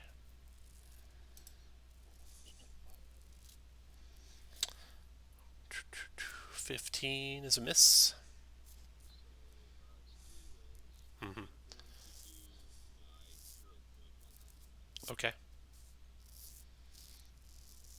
16. Let's see, that's a ranged spell attack, but don't think it uses your. So I think that's a miss with cover. Keep going. Even if I'm floating above the ground, like floating above this one. Yeah. I think you might still get your rod. But keep going. That'll miss. Uh-huh. One more. 15 will also miss. Okay, and look up your rod to see if your rod would work on that. Well, it's not your turn, and shoot your little ATST. It'll do the same dot. Okay. This for sure will ignore cover. 28 is a hit for 2. Okay, and yeah, look up and see if that rod would work on you. Fly over here. What am I looking at? Look at what that rod gives you bonuses on. Is it your spells or is it other stuff? Soldier's turn. Okay, soldier. Okay, this guy up here, he's gonna get off of that. 1, 2, 3, 4, 5, 6. 1, 2, 3, 4, 5, 6. They're coming for you guys. That round's over. The air elemental's turn. He is backed away here a little bit, so he's going to go ahead and go after these two. And he recharges power, so he can get both of them. And do a whirlwind. And they have some strength saves. Boom. And boom. Alright. So it failed. And failed. 15 bludgeoning and fling both of them. They are D8. The first guy, 1, 2, 3. He goes flying off the edge. This guy goes smashing into the wall right there. Prone. It is a +1 bonus to spell attack rolls. In addition, the creature ignores half cover when making a spell attack. Okay, so that one would both of those would hit. So you do an extra 5 and 4, 9 more points of fire damage to those guys. So minus 9, and then he also gets flung and falls to his death. And then this guy, he gets smashed against the wall, and takes 15 bludgeoning damage. He may be a saint. Okay. 15. Boom, he's done. The other elemental's done. Roban, your turn. Okay.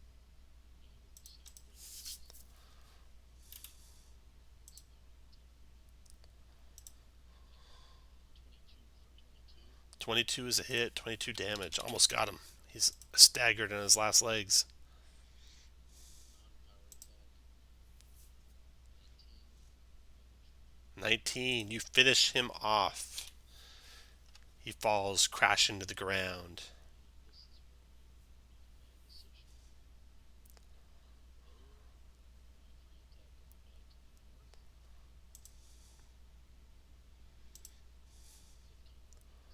15 15 does.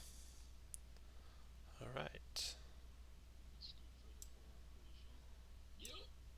Alright, after Roban, Corporal's turn. Those guys are stunned. That guy's down. And that commander says, finish them. The guy to the north of you, Roban. The corporal says, yes, sir. Attacks Roban. Multi-attack and longsword. Boom, boom. 18 for 8 slashing.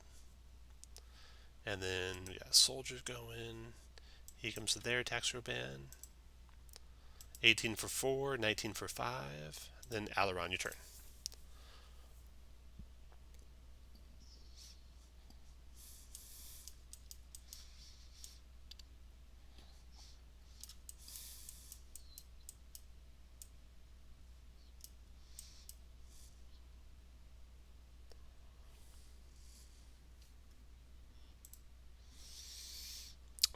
He will stab at you.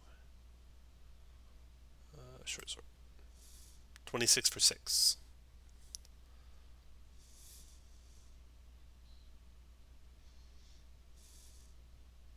Oh, wait. And sneak attack. For 11 more.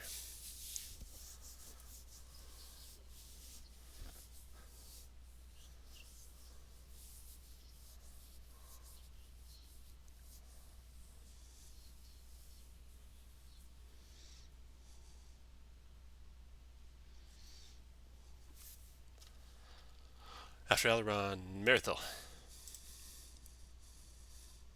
step in. I'm sorry, I'll fly in. And guy to the north. Let's see. Wow, that's not bad. Move forward. He's gonna. Okay. 18, 29, 31. -42. Minus 42. Got it. Alright, after Merithil. Oh, Oh, no, no. How do you have an action? Yeah, 2 attacks. So that one will be 26 for 12. 12. Got it.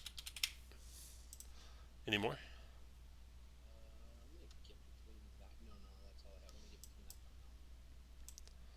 Okay. Hold my head. Alright, after Merithil, Root, your turn.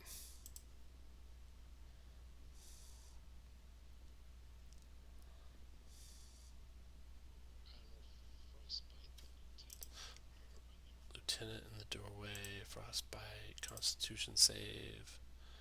Ooh, 23. Resist that. Finish your move where you want, Root. And the lieutenant's turn. He will attack Merithil. Multi-attacking. It's 3 short swords. First one's a 20 for 6, and he'll do a sneak attack for another 12, so 18. Then another short sword. 23 for 6, Merithil. Yes. And another short sword. Missed. And then the bonus action. I'm going to move everyone who's in this fight into the room. It's going to be complicated here. This is not good for us, huh? I will recenter you as soon as you're there. Okay, so this is inside the building over here. And outside the building's over here. So you have to just swap between the two. Actually, I could take everyone outside and put them over there too. Might be easiest. Do that. Fill the rest of these areas.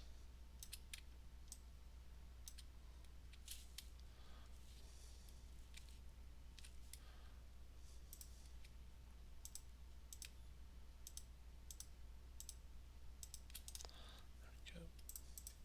And then these guys will all be right there.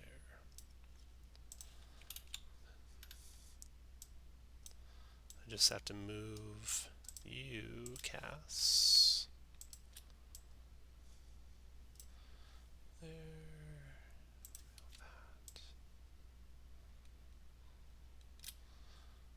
Okay. I think we can now look in just this map.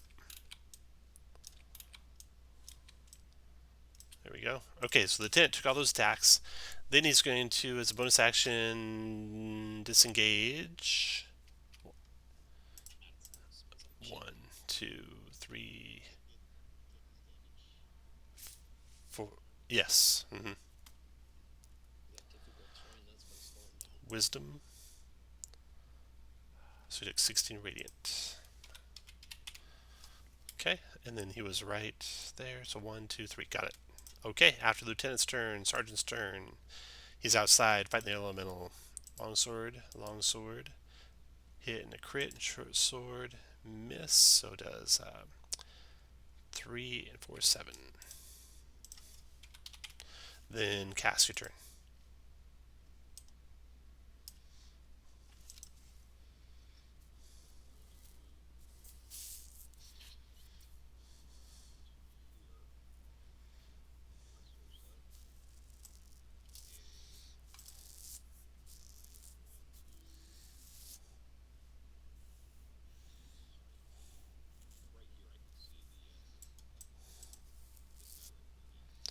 Through a window, yeah. You gotta destroy the window first. And when Jeremy was firebolting windows, it wasn't working very well. Or scorching ray him.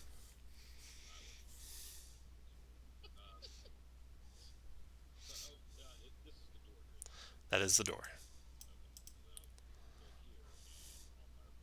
Okay. Fire away.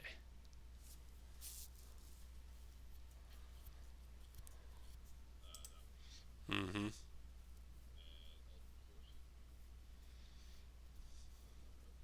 It does. Okay, after cast, soldier's turn. Soldier, give me some damage, please, Jeremy. He made a save, so he's going to take half of 17 is 8. Then he will go there and attack Eberron. Arm blade. 12's miss, and 21 might hit. 5 points slashing. Con save, DC 10. Soldier's done. Round's over. Air elemental. Attacking the big guy. Recharge on his power. He does. Whirlwind him. And do 24 bludgeoning to him. Might get a half if he makes his strength save. Makes it so he takes half. 24 is 12. Air elemental's done. Roban, your turn.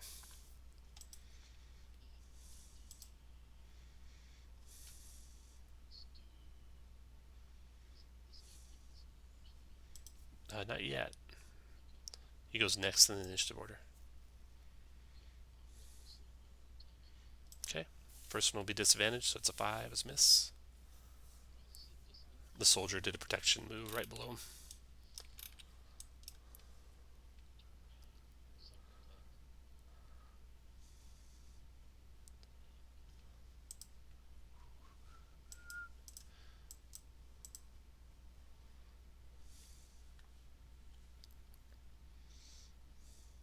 There it is.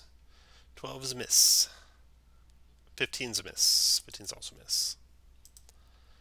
Okay, after Roban, Corporal's turn. Corporal going to turn his attentions to Eberron, multi-attacking. Did you throw up a shield, Eberron? You did not. You took it, didn't you? Okay. Longsword. Okay, it's a miss. Then another one on you. 23 for 8 slashing. DC 10 con save.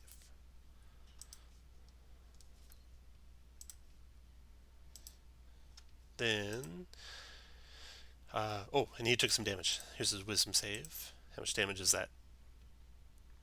He made his save and he takes 6 from the blades. And then this guy takes some damage. He made his save. How much damage does he take? He takes half of 15 is 7. And then he's going to attack Roban from there, multi-attack him with the arm blade. 19 for 7, Roban, and 20 for 5. And then your turn, Aileron.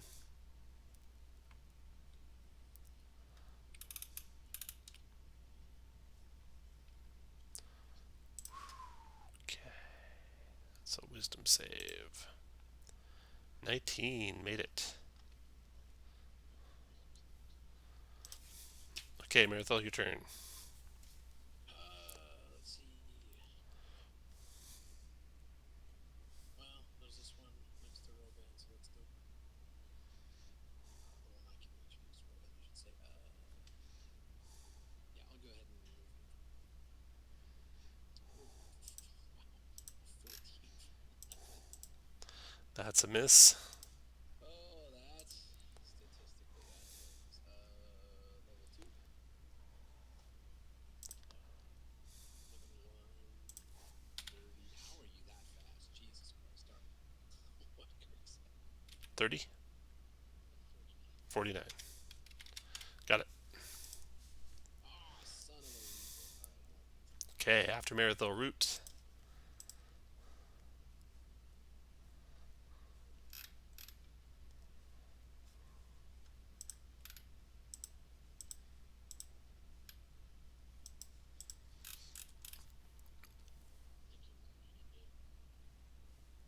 Yeah, I'm gonna frostbite that guy straight to the west of me. Oh, who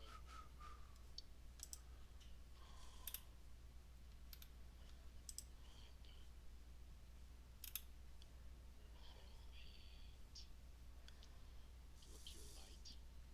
Okay. All right.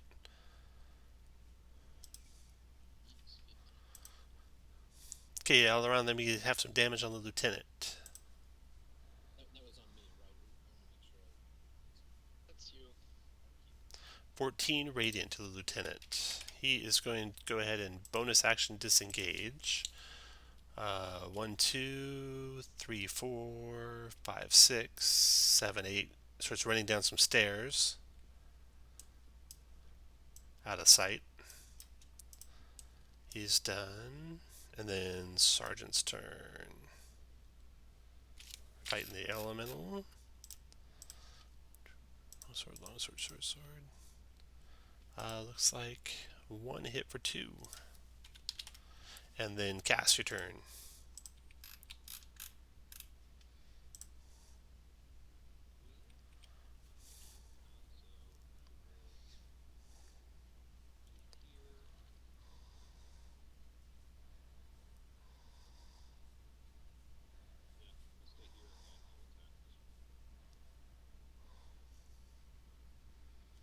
Ooh, nice.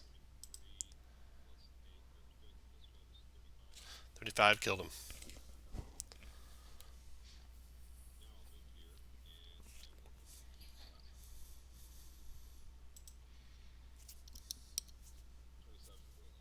Levin got it. Okay, round is over. Elementals trying to recharge. Does not. Slam, slam. 1 hit for 18 bludgeoning. Then Roban.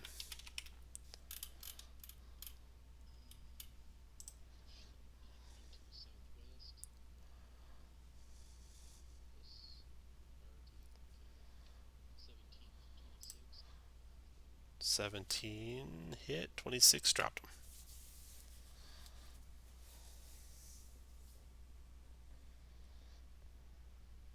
Reload. Oh no. 10, 20, 39, 40. I see that map. Yeah, you see a room full of Warforged. Oh, good. Hey, down here, guys, there's some more. The provoked attack is a 24 for 9 slashing.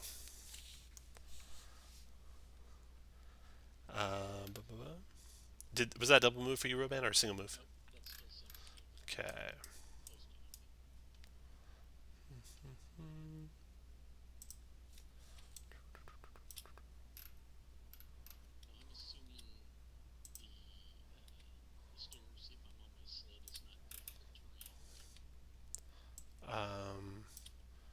Correct.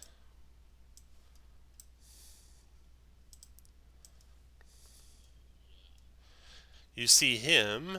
Where's that at? Yeah, right over here by a door. Let's see. Let's see how far he got here. He was here. 1, 2, 3, 4, 5, 6, 7, 8, 9, 10, 11, 12. And then free your action, open that door. And Is that the typical terrain for the school parties? yeah, I did. You can see like a looks like a workroom through that door from where you're at, Roban. What else you want to do, Roban? Provoke from that guy and get to there. Okay. That guy arm blade attack on you. 12's a miss. Let's see. I'll do one attack, so I've got two AC clearance, so non-power attack on that guy to the west. Does a 16 hit? It does. 13 damage. He'll uncanny dodge to take half of it. It takes 6 damage. Then my final attack. Oh, wait. Oh, yeah, go ahead. You can keep that, or you can do something different, your choice. You can see in the room is the northern part of the room. This room here, from what you can see, is a workshop. There's a sign on the door that you saw just as he reached the door and threw it open. It said, "Keep out danger." And then the artificer you see in the room is short and round for a warforged with an integrated silver mustache that's twitching as he's working in his workshop and turns over his shoulder and looks at the doorway and sees you getting ready to cut down the guy on the door. Do you go ahead and take your 23 to hit? Yes, I do. And you dropped him. Boom, right to the ground. Okay, what else, Roban? And then I say, full health. Okay, after Roban, Corporal's turn. Corporal, give me some damage on that. It's going to take a miracle here for him to live through this, especially when he fails to save.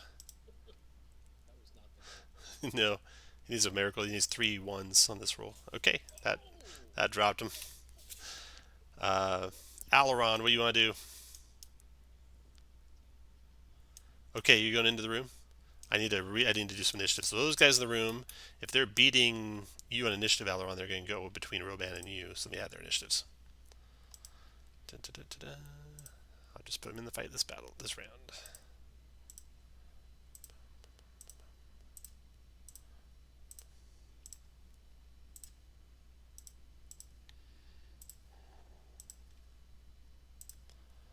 All right, descending. Okay, Roban gets in there. Aileron, you are next. yeah. So Puts you there. Yep.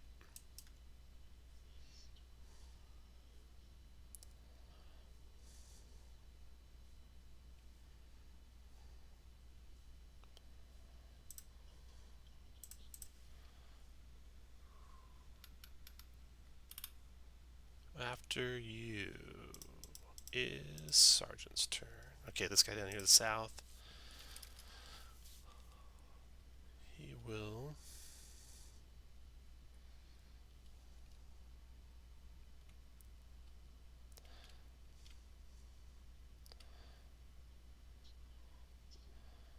Go 1, 2, 3, 4, 5, 6 to there and ready to attack if anything gets adjacent to him with his longsword. And then we got a soldier right here in the fray. He's protected by the wall of the stairs from you right now. He's gonna go 1. Sergeant commands him to get up in there. he tries to. So 1, 2. Give me some damage, Aileron. 10. Wisdom save. He takes 10. And then he's going to attack Roban. Multi attack, arm blade, and arm blade. Were you reckless at all, Roban? Mm-hmm. Okay, so both hit for 7 and then 5. And then he keeps moving to get out. Let's see, there's 1, 2, 3, 4. 1, 2, 3, 4, 5, 6. He went to there. And then Marathon, your turn. And they're all rolled. Yeah, they're all in initiative order.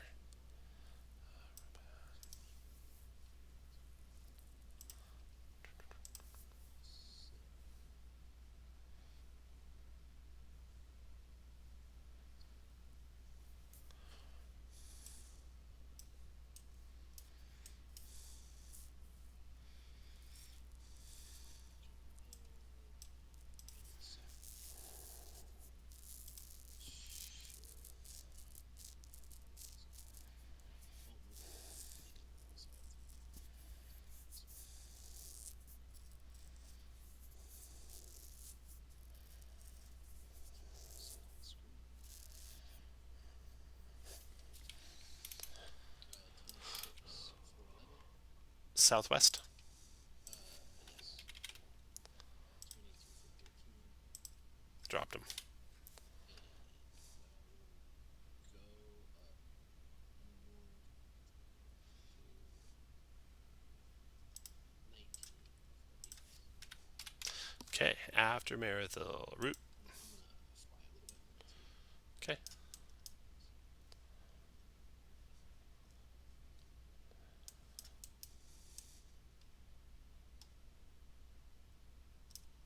Okay, I'll move to the top of the stairs behind Meredith. Okay. Would probably Guess that move up beats me. He swings at you with his arm blade. 18 for 8, Marathil. Wait, where is this guy? It was on my turn. It was on Marathil's turn. Who? This guy right here attacked Marathil. Oh, okay. Yeah. All right. All right. And then I'm gonna throw up the wall of fire. You got a wall of fire for me? Yeah, sure I do. Top. Wall of Fire. I like to think of it as a long, skinny fireball. How do I rotate it? Um, Right. there is a handle.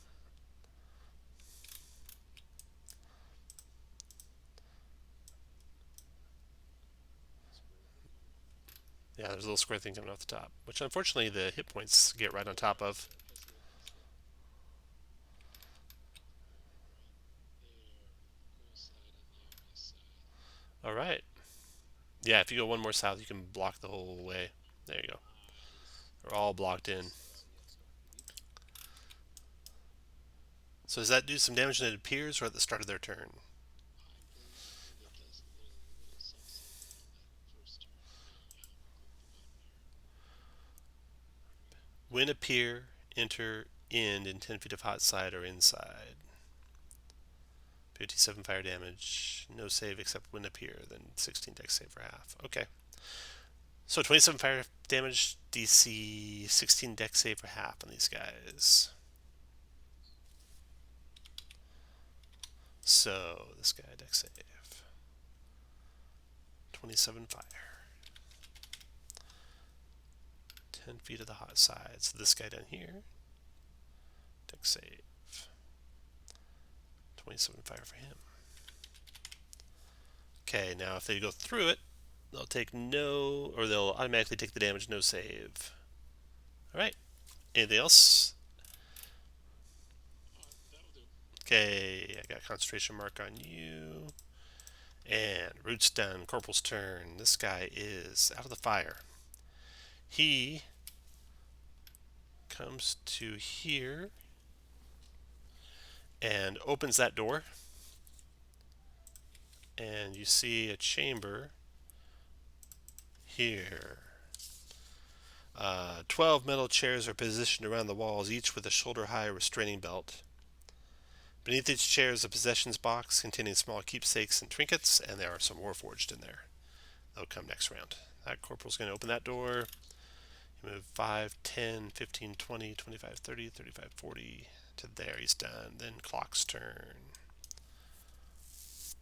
Clock. I feel like maybe we could have been better at infiltration, but we went with penetration. I mean, not really our word for it. As long as there's attrition in there, I'm okay with it.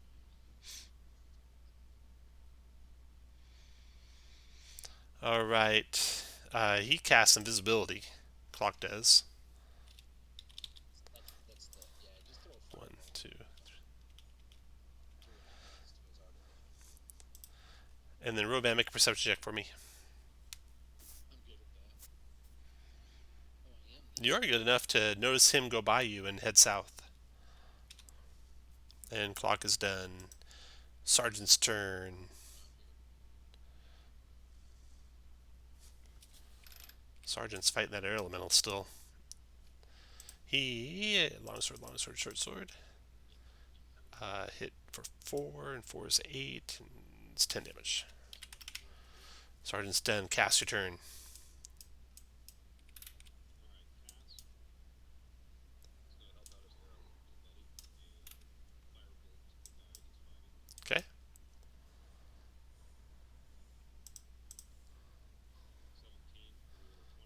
That missed. 18 for 14. That hit.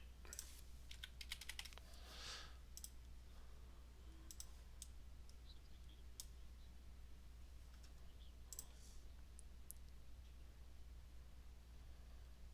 All right, he's gonna go 1, 2 there. Attack Roban. Multi-attack with arm blade. Arm blade. 21 Roban for 8 and 17 for 8 more.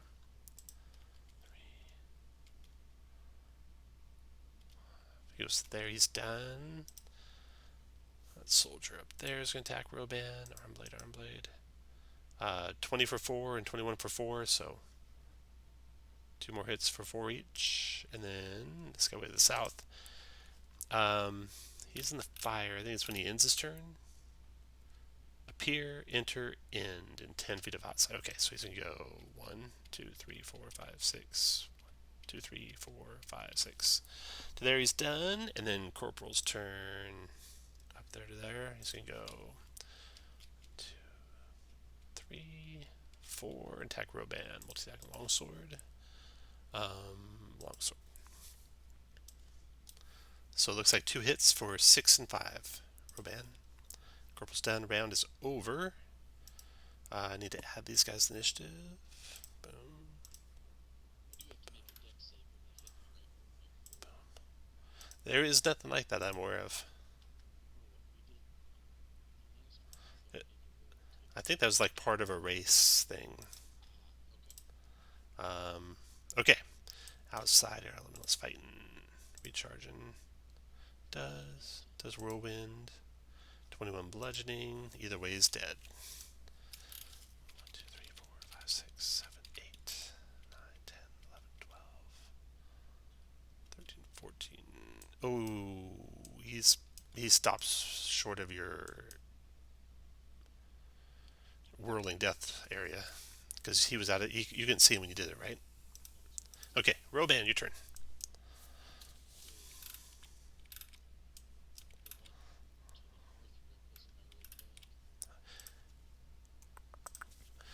And it's going to be a disadvantage from the protection from the one in the south, so 7's miss. 7 attack. That's a hit. That's 29, that killed him, yeah. and then he's already used that, so I will attack the man to the southwest. Does an 8 hit? Yeah. Corporal's turn. This corporal is there. Okay, so you can go 1, 2, 3, 4, 5, 6, 7, 8, 9, 10. To there, he's done. Soldier's turn.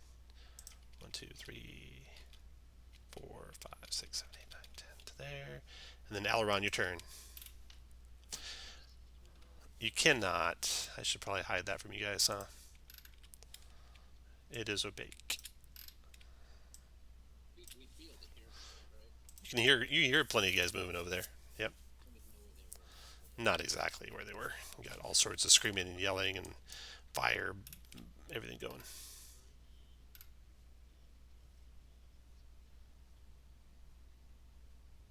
He's right here is where he's at. We're gonna just try to run into him. Can you find out where he is?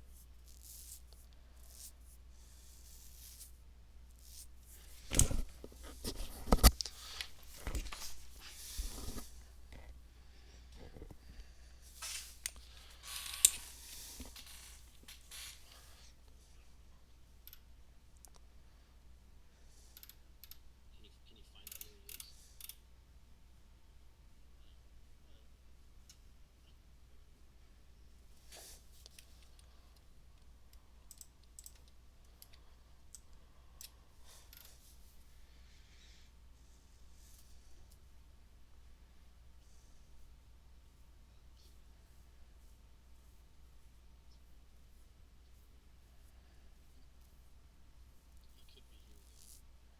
could do it before we leave. You can do it on your way there, right? Mm-hmm. All right.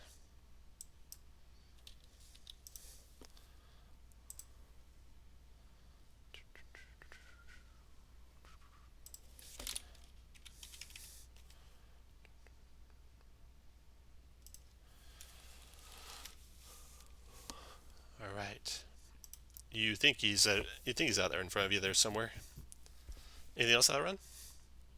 All right, soldier's turn. Here's some more moving over there. 2, 3, 4, 5, 6, 7, 8. And then sergeant's turn.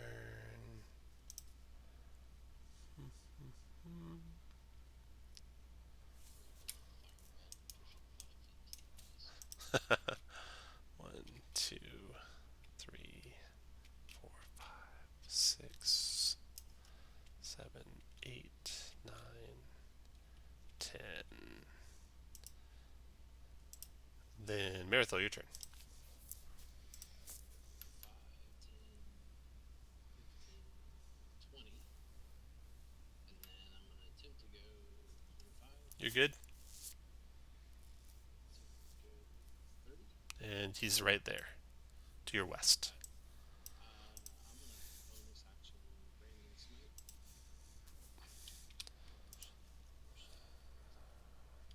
makes me drop concentration. More smoke. And then I'm going to attack to the west. I'm going to use my inspiration to even roll this. Hold on just a second here. He's going to do Instinctive Charm on you. Creature you see in 30 feet makes attack roll versus you 14 Wisdom save, or must target creature closest to it, not including you. So you gotta make a 14 Wisdom save. What's he attack with at all or equal? Right, the latter. You're not a charm though, are you? He is a charm. No, I don't think he is. I have advantage on charms. No, I don't think that is true. 7, 8, Let's 9, see. 10,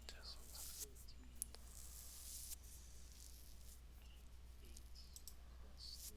I have 11. So let's hear it with that. Nice. 11. Boom. But that means I don't have my hero point. Oh, I do. So let's roll the hit with this.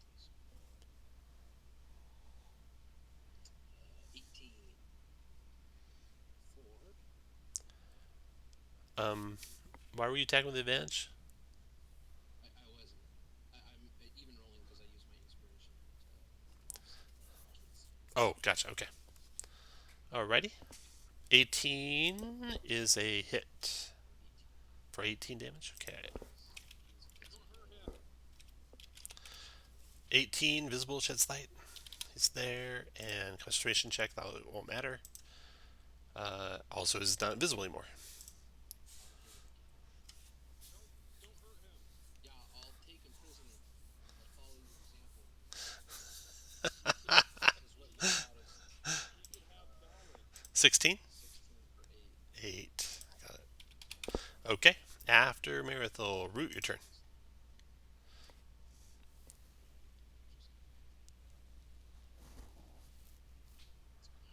Well, up a bit. I am going to frostbite that soldier right south of Roban.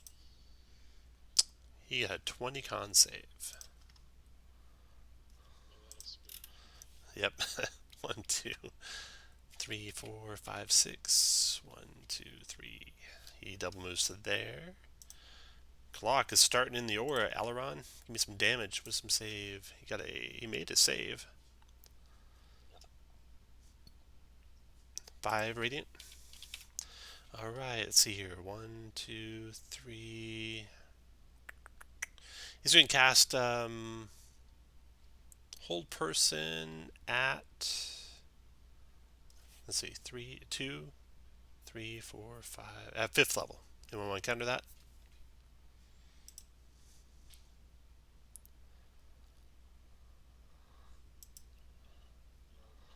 Okay, go for it. And what are you countering with an at? In case he wants to counter spell you back. Okay. Alright. Make your check. He's not countering it back.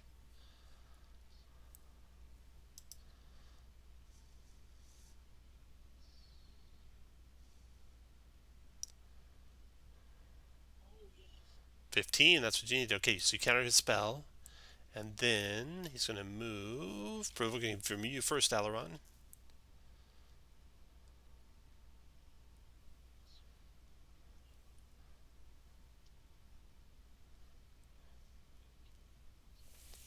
13 missed, and then you provoke from you, Marithil.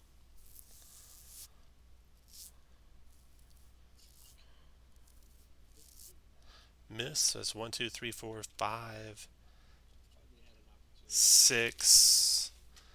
Free interaction will open that door. Reach. Looking forward to the portal. And he's done. Cass, your turn.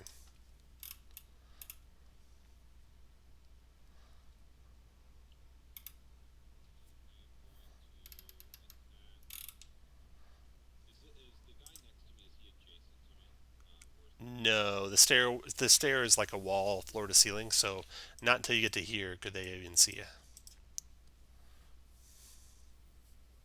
wait? I thought he's going back up the stairs, Yeah, if you're there, he can't see you.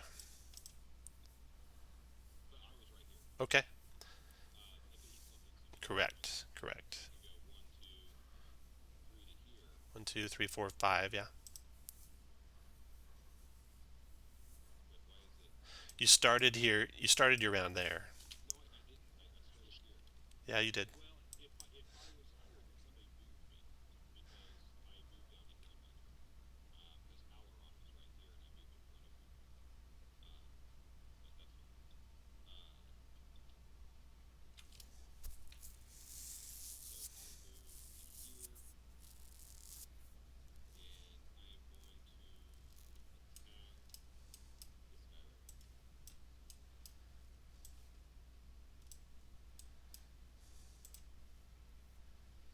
25 for 18. Which guy? The guy in between Roban and Alaron. 25 for 18. Got it. And Eldritch 4 slots. 25 for 8. 25 is a hit for 8. Got it. After cast, soldier's turn. Give me some damage, Aileron. He needs a miracle. He made a save. Not enough. That's still 6. That's enough to kill him. And then, Corporal's turn. Right there. I need some damage, Aileron. Wisdom. Made a save. Takes 6. Attack Aileron. Multi-attack and longsword. Longsword. 22, Aileron. You want to take that? 8 slashing. DC 10 concentration check. He's done. Soldiers out of the area. 1, 2, 3, 4, 5, 6. And he'll hurl a javelin at Alaron. That's a miss, though, because of cover. And then we got another soldier come in.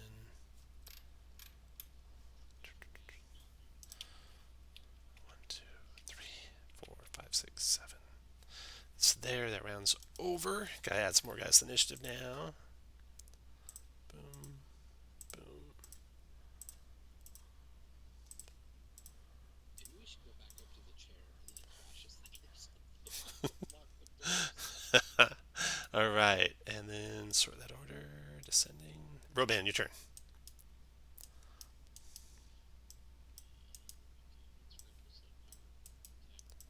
Okay, let's represent our attack this guy to the southwest. 18 for 20. Got it. Second attack. That's a miss. There. Okay. Sergeant's turn. 1, 2, 3, 4, 5. To there and readied. And then soldier's turn. 1, 2, 3, 4. Hurls a javelin at Alaron. Missing. And then soldier's turn. 1, 2, 3, 4, 5, 6. I shout to these robotic idiots. Bow to you, O my king. I killed your captain. 20 to hit Alaron, or 20, yeah, 20 after cover for 4 points of piercing. And then got a corporal come in. Oh no.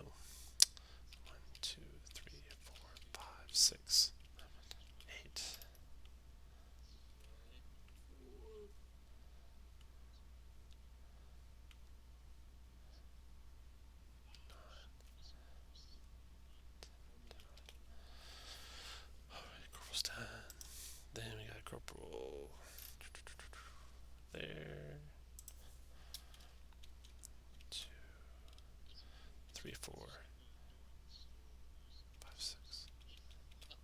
He goes there. Soldier's turn. 1, 2, 3, 4, 5, 6, 8, 9, 10, 11, 12. And then Aileron, your turn. No form the acknowledgement in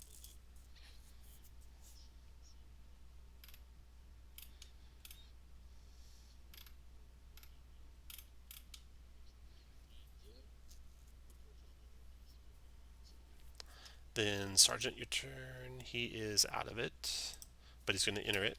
So give me some damage, please.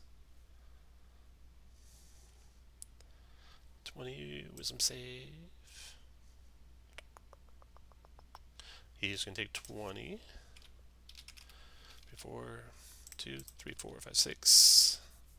Multi attack and long sword. That's a miss. Second attack, 23 for 6. And short sword. Crit for 10.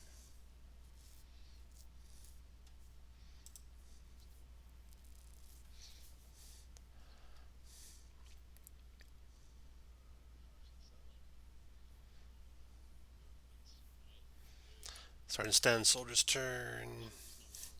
1, 2, 3, 4, 5, 6, 7, 8, 9, 10, 11, 12. And then Corporal's turn.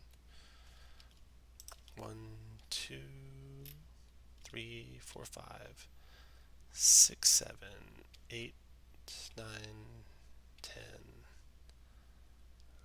11. And then Marathon, your turn. How high are the ceilings anyway? 15 feet. Fuck it.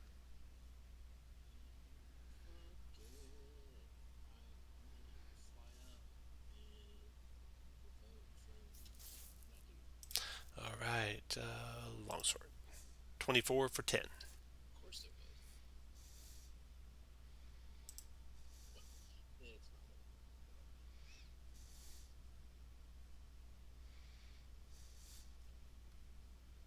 And I'll provoke from the other one.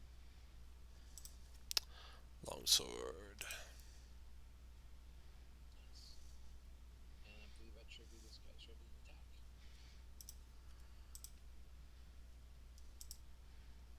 20 for 11. And then Clock cries out, "Throw down your arms! We have you outnumbered. We will talk." Go ahead, Marathon. I yell, look at the clock and throw down your arms. Nobody listened. They failed. Tell him to stand down, and my blade won't swing. Everyone stand down. You first. And you stop. You don't swing, right? Root. As long, You won't know if there's... You can ready, yeah. You can ready. So what I am gonna do, I'm gonna use my oath of vengeance on an opponent. It's kind of not really standing down, is it? When you call him out with an oath of vengeance. If he gets I say number, Well, no. You decide. You decide. You decide. I'm not going to tell you. Okay. All right. Root, go ahead. That seems like a mean thing to do to Eberron that's involved.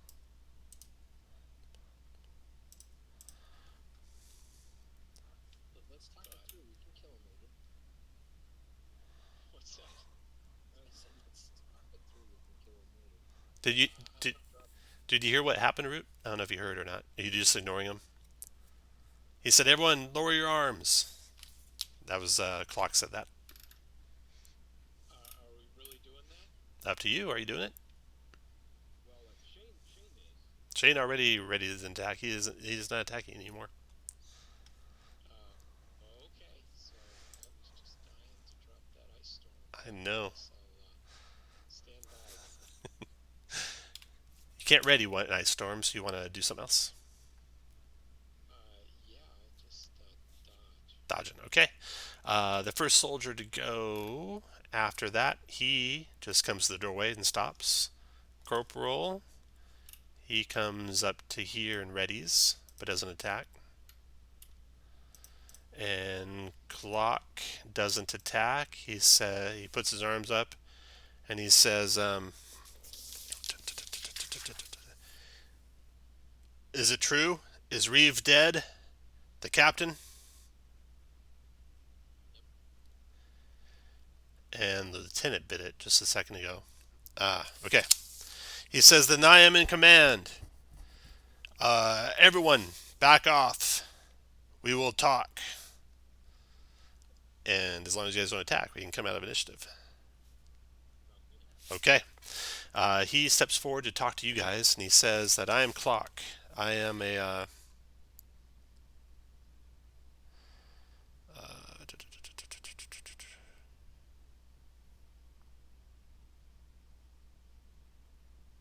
We mean you no harm. Um, we were following the orders of Captain Reeve, and he might have gone too far in some of his dealings. Why are you here? Why have you attacked?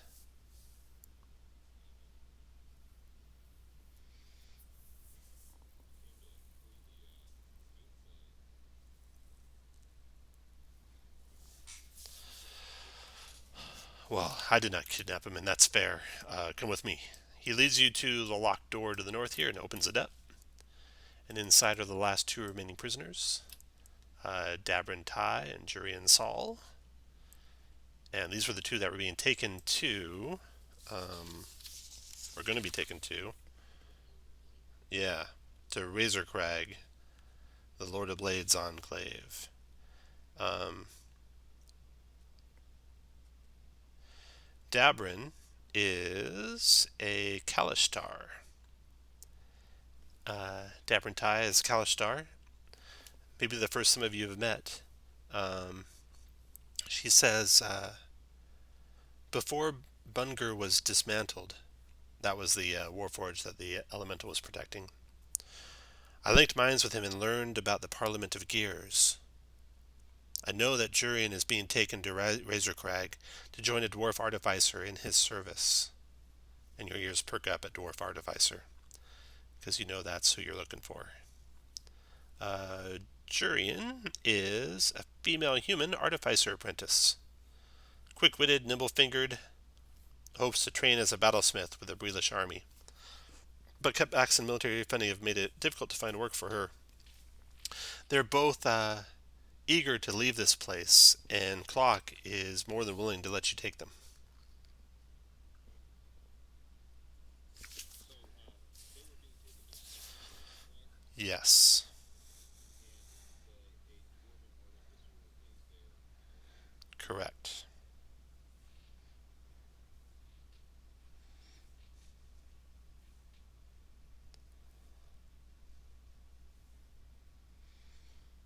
Clock says you can take them and go peacefully. Peacefully.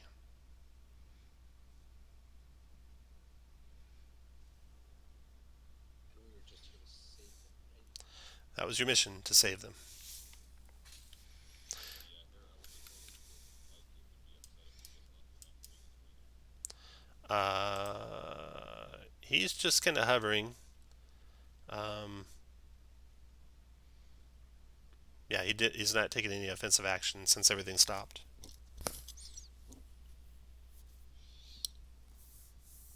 To be a great player, can I not take this? Something tells me they're not going to let us keep it. Guys, yeah, yeah, that's good. Overnight this thing. Yeah, let's bounce. Let's bounce.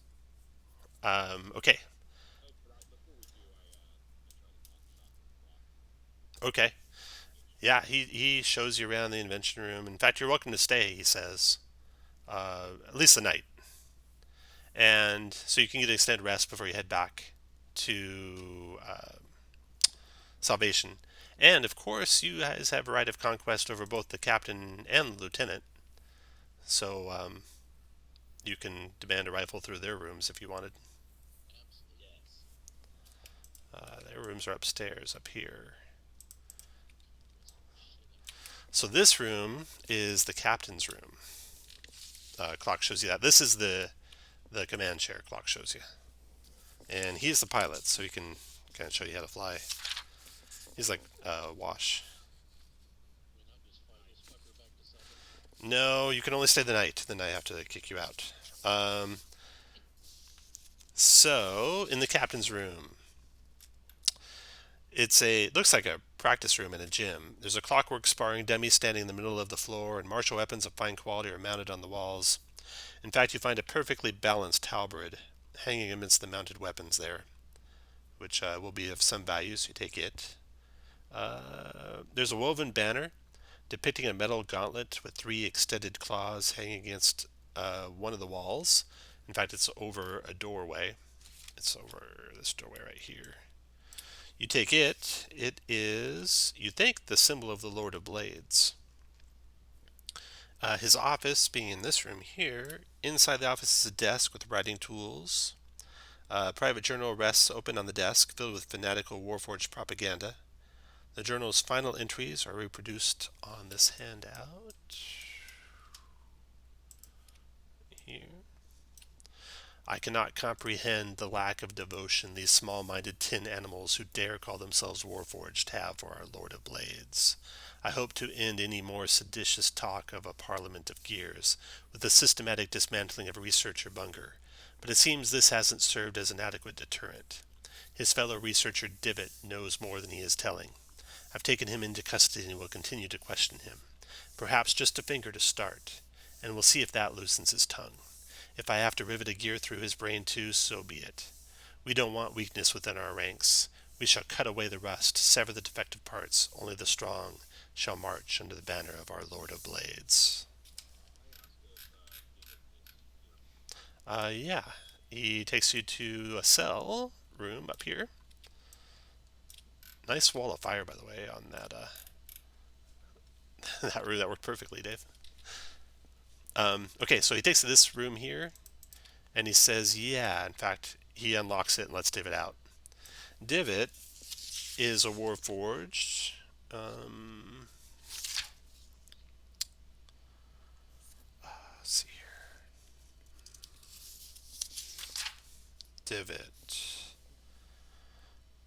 You find out, talking to Divot and talking to Clock, that Divot and his comrade Bunger were former assistants to Clock. And after Bunger freed one of the Conclave's air elementals, Captain Reeve discovered him talking to Divot about the Parliament of Gears and had Bunger dismantled. Bunger being the one you guys found with the air elemental. Divot's currently in the brig, which you take him out of, waiting interrogation, which he doesn't have to go through thanks to you. And Clock. Yeah, Clock is able to take care of him. Does he develop? I ask him what the Parliament of Blades is. Um, Clock goes in there with you guys and shuts the door. So it's just you guys in this room, and these two Warforged. And Clock tells you, although most Warforged in the Mournland support the Lord of Blades' presumed goals and objectives, there's a few of us that deplore his methods. I don't want to see him as a dictator or a god king. We need to rein him in, so he operates more as a president, under the authority of an appointed parliament. Our movement's still in its infancy, and a lot of the soldiers out there don't believe in it, although they're under my command now. I'm going to go back and I'm going to try and raise more to our side. Sundar, bless his soul, was sympathetic to our cause but remained unconvinced. He was the lieutenant who's dead now. Our captain never would have relented. Captain Reeve, that is. All right, so they told you about that, and then let's see, you went to the office and the lieutenant's rooms. So the lieutenant room being over here. This room is furnished with a suite of leather sofas, a large glass-topped coffee table, and many book cabinets. One cabinet is filled with military fiction, another with British romantic poetry, and one even has a handful of books on negotiating techniques. The walls are adorned with paintings of idyllic rural scenes. In his office, the lieutenant's office here, the crowded shelves of this office hold accounting ledgers that detail recent finds of dragon shards and the Manian flint, together with the amounts and location references. Looks like the past finds were taken to a place called Razor Crag, although no information is given about its whereabouts. And then the briefing room is just a completely unadorned room, except for a wall plaque embossed with the symbol of the Lord and Blades and the words First Mobile Division underneath it. All right. I think that's all he shows you and all you can take, unless you want to murder all the rest of the Warforged here. But you got him on your side, and that might come in handy in the future. Yeah, I made sure he knows that the efforts of the Federation are huge. Okay. He needs us. Okay. So you take all the prisoners back towards Salvation. The next day you leave. You're given a peaceful send off, and you take all the prisoners back to Salvation. You are summoned back to the Argonauts' war room, where Captain Eberron beams with excitement at your return and looks over the prisoners that you've rescued. He says, "Congratulations, my friends! So the Lord of Blades is behind these raids. I long suspected he wasn't real, a Warforged boogeyman and nothing more. But the truth is far from ideal. Another enemy on our doorstep." He walks over to the brass table map. He says, "I wonder how close to our borders this Razor Crag is. A worrying development for sure." And Clock wouldn't tell you where Razor Crag was. He says he would always tell you it was an internal matter that they had to resolve. He looks up suddenly and he says, "And who's this dwarven artificer he has working for him?" Before you can answer, Big Bara appears in the doorway. "Apologies for interrupting, Captain, but there's been a worrying development. General Tyresh has arrived early." The captain looks down at the table and sighs. So you've heard of General Tyresh, Root. He's called Lord Bucket because he's always battling with dysentery. And that's the next adventure. DDAL-EB-09, Lord Bucket. And that's the end of this one. Good job, guys. Yeah, nice little gauntlet run there. Yeah, and here is the AR. That was a bunch of shenanigans. So, Comment. so you get 20 gold pieces from Captain Eleni Renek for attempting to rescue the captives, and you were successful. You use the remaining flint shard, so that'll be gone. You got a +2 halberd for searching the captain's room. +2. Yeah. Um, you get an elemental gem, the blue sapphire, because Woe survived. That was the air elemental. And then you got the last thing if you haven't used them: the potion healing, potion comprehension, potion resistance, and potion resistance lightning. So I have to go over which ones exactly those you've used. Legacy events, you got the beard braid, which is Telerak Nathoron, the nephew of the Oracle of the Wars creator. He gave you the beard braid at end by yourselves to his uncle. You got the bested Captain Reeve. You fought Captain Reeve of the 1st Mobile Division and lived to tell the tale. Once per adventure, you can use that legacy event to gain advantage on an intimidation and persuasion check made against Warforged. And you got eternal gratitude of all the survivors, which is worth quite a bit. You can read through all the different things you got there. And we get all of those. We don't just get All of one. them. Yeah, you get every one of them.